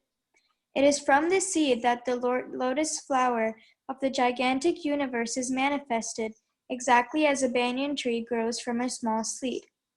From that great lotus flower, Brahma was generated, but Brahma certainly could see nothing but the lotus. Therefore, thinking you to be the outside, Lord Brahma dove into the water and attempted to find the source of the lotus for 100 years. He could find no trace of you. However, for when a seed fructifies, the original seed cannot be seen. Lord Brahma, who celebrated as Atma Yoni, having been born without a mother, was struck with wonder. Thus he took shelter of the lotus flower, and when he had been purified after undergoing severe austerities for many 100 years, he could see that the cause of all causes, the Supreme Personality of Godhead, was spread throughout his own body and senses, just as aroma, although very subtle, is perceived in the earth. Lord Brahma could then see you possessing thousands and thousands of faces, feet, heads, hands, thighs, noses, ears, and eyes. You were very nicely dressed, being decorated and bedecked with varieties of ornaments and weapons. Seeing you in the form of Lord Vishnu, your symptoms and form being transcendental, your legs extended from the lower planets, Lord Brahma achieved transcendental bliss. My dear Lord, when you appeared as Hayagriva with the head of a horse, you killed two demons known as Madhu and Kaitaba, who were full of the modes of passion and ignorance. Then you delivered the Vedic knowledge to Lord Brahma. For this reason, all the great saints accept your forms as transcendental, untamed by material qualities. In this way, my Lord, you appear in various incarnations as a human being, an animal, a great saint, a demigod, a fish, or a tortoise, thus maintaining the entire creation in different planetary systems and killing the demoniac principles. According to the age, O my Lord, you protect the principles of religion. In the age of Kali, however, you do not assert yourself as the Supreme Personality of Godhead, and therefore you are known as Triyuga, or the Lord who appears in three yugas. My dear Lord of the Vaikuntha planets, where there is no anxiety, my mind is extremely sinful and lusty, being sometimes so-called happy and sometimes so-called distressed. My mind is full of lamentation and fear, and it always seeks more and more money. Thus it has become more polluted and is never satisfied in topics concerning you. I am therefore most fallen and poor. In such a status of life, how shall I be able to discuss your activities? My dear Lord, O infallible one, my position is like that of a person who has many wives, all trying to attract him in their own way. For example, the tongue is attracted to palatable dishes, the genitals to sex with an attractive woman, and the sense of touch to contact with soft things. The belly, although filled, still wants to eat more, and the ear, not attempting to hear about you, is generally attracted to cinema songs. The sense of smell is attracted to yet another side. The restless eyes are attracted to scenes of sense gratification, and the active senses are attracted elsewhere. In this way, I am certainly embarrassed. My dear Lord, you are always transcendentally situated on the other side of the river of death, but because of the reactions of our own activities, we are suffering on this side. Indeed, we have fallen into this river and are repeatedly suffering the pains of birth and death and eating horrible things. Now kindly look upon us, not only upon me, but also upon all others who are suffering, and by your causeless mercy and compassion, deliver us and maintain us. O my Lord, O Supreme Personality of Godhead, original spiritual master of the entire world, what is the difficulty for you, who manage the affairs of the universe, in delivering the fallen souls engaged in your devotional service? You are the friend of all suffering humanity, and for great personalities, it is necessary to show mercy to the foolish. Therefore, I think that you will show your causeless mercy to persons like us who engage in your service. O best of the great personalities, I am not at all afraid of your material existence, for wherever I stay, I am fully absorbed in thoughts of your glories and activities. My concern is only for the fools and rascals who are making elaborate plans for material happiness and maintaining their families, societies, and countries. I am simply concerned with love for them. My dear Lord Narasimhadev, I see that there are many saintly persons indeed, but they are interested only in their own deliverance, not caring for the big cities and towns. They go to the Himalayas for the forest to meditate with vows of silence, Mauna Vrata. They are not interested in delivering others. As for me, however, I do not wish to be liberated alone, leaving aside all these poor fools and rascals. I know that without Krishna consciousness, without taking shelter of your lotus feet, one cannot be happy. Therefore, I wish to bring them back to shelter at your lotus feet. Sex life is compared to the rubbing of two hands to relieve an itch. Grahamedis, so-called grahastas, who have no spiritual knowledge, think that this itching is the greatest platform of happiness, although actually it is a source of distress. The Kripanas, the fools, who are just the opposite of Brahmanas, are not satisfied by repeating sensuous enjoyment. Those who are Dhira, however, who are sober and who tolerate this itching, are not subjected to the sufferings of fools and rascals. O Supreme Personality of Godhead, there are 10 prescribed methods on the path to liberation: to remain silent, not to speak to anyone, to observe vows, to amass all kinds of Vedic knowledge, to undergo austerities, to study the Vedas and other Vedic literatures, to execute the duties of Varnashrama Dharma, to explain the Sastras, to stay in solitary place, to chant mantras silently, and to be absorbed in trance. These different methods for liberation are generally only a professional practice and means of livelihood for those who have not conquered their senses. Because such persons are falsely proud, these procedures may not be successful. By authorized Vedic knowledge, one can see that the forms of cause and effect in the cosmic manifestation belong to the Supreme Personality of Godhead, for the cosmic manifestation is his energy. Both cause and effect are nothing but energies of the Lord. Therefore, O my Lord, such as a wise man, by considering cause and effect, can see how fire pervades wood. Those engaged in devotional service understand how you are both the cause and effect. O Supreme Lord, you are actually the air, the earth, fire, sky, and water. You are the objects of sense perception, the life airs, the five senses, the mind, consciousness, and false ego. Indeed, you are everything, subtle and gross, the material elements and anything expressed, either by the words or by the mind, are nothing but you. Neither the three modes of material nature, sattva guna, rajaguna, or tamaguna, nor the predominating deities control these three modes, nor the five gross elements, nor the mind, nor the demigods, nor the human beings can understand your lordship, for they are all subjected to birth and annihilation. Considering this, the spiritual advanced have taken to devotional service. Such wise men hardly bother with Vedic study. Instead, they engage themselves in practical devotional service.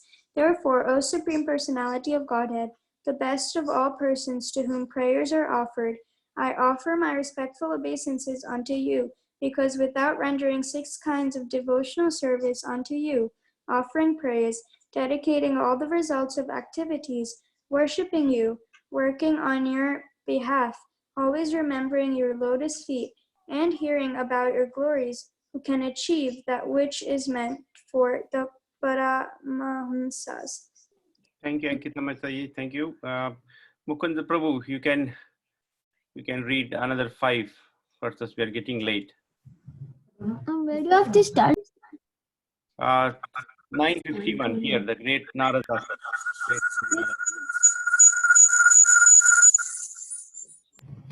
The great Saint Narada said, Thus Lord Narasimha was pacified by the devotees Prahlad Maharaj with prayers offered from the transcendental platform. The Lord gave up his anger and being very kind to Prahlad, who was offering prostrated obeisances, he spoke as follows. The Supreme Personality of Godhead said, My dear Prahlad, the most gentle one, best of the family of the Asuras, all good fortune unto you. I am very much pleased with you. It is my pastime to fulfill the desires of all living beings, and therefore you may ask from me any benediction that you desire to be fulfilled. My dear Prahlad, may you live a long time. One cannot appreciate or understand me without pleasing me. But one who has seen or pleased me has nothing more for which to lament for his own satisfaction. My dear Prahlad, you are very fortunate. Please know from me that those who are very wise and highly elevated try to please me in all different modes of mellows. For I am the only person who can fulfill all desires of everyone. Narad Muni said, Prahlad Maharaj was the best person in the family of Asuras, who always aspired for material happiness. Nonetheless, although allured by the Supreme Personality of Godhead, who offered him all benedictions for material happiness, because of his unalloyed Krishna consciousness, he did not want to take any material benefit for sense gratification. Thank you, Prabhuji. Hare Krishna. Thank you very much, and thank you all for joining this session. We completed 7th canto, 9th chapter. So very soon Sunday school will start in a couple of minutes. Before that, I would like to thank and Lord Narasimha Dev appearance ki jai, Prahlad Maharaj pastimes ki jai. So we will meet tomorrow at 8:30 p.m. to between 8:30 and 9:30. And tomorrow will be recitation of Narasimha Kavacham. So please participate and practice at home so that you can recite here. Thank you again. Srimad Bhagavatam ki jai. Jai. Prabhupada ki Jai. Hari bol. Hari bol. Hare Krishna Prabhuji. Hare Krishna. Thank you Prabhuji. Thank you, Prabhuji. Hare Krishna. Thank you so much, Prabhuji. Thank you so much, Prabhuji. Thank you, Prabhu. Hare Krishna. I know.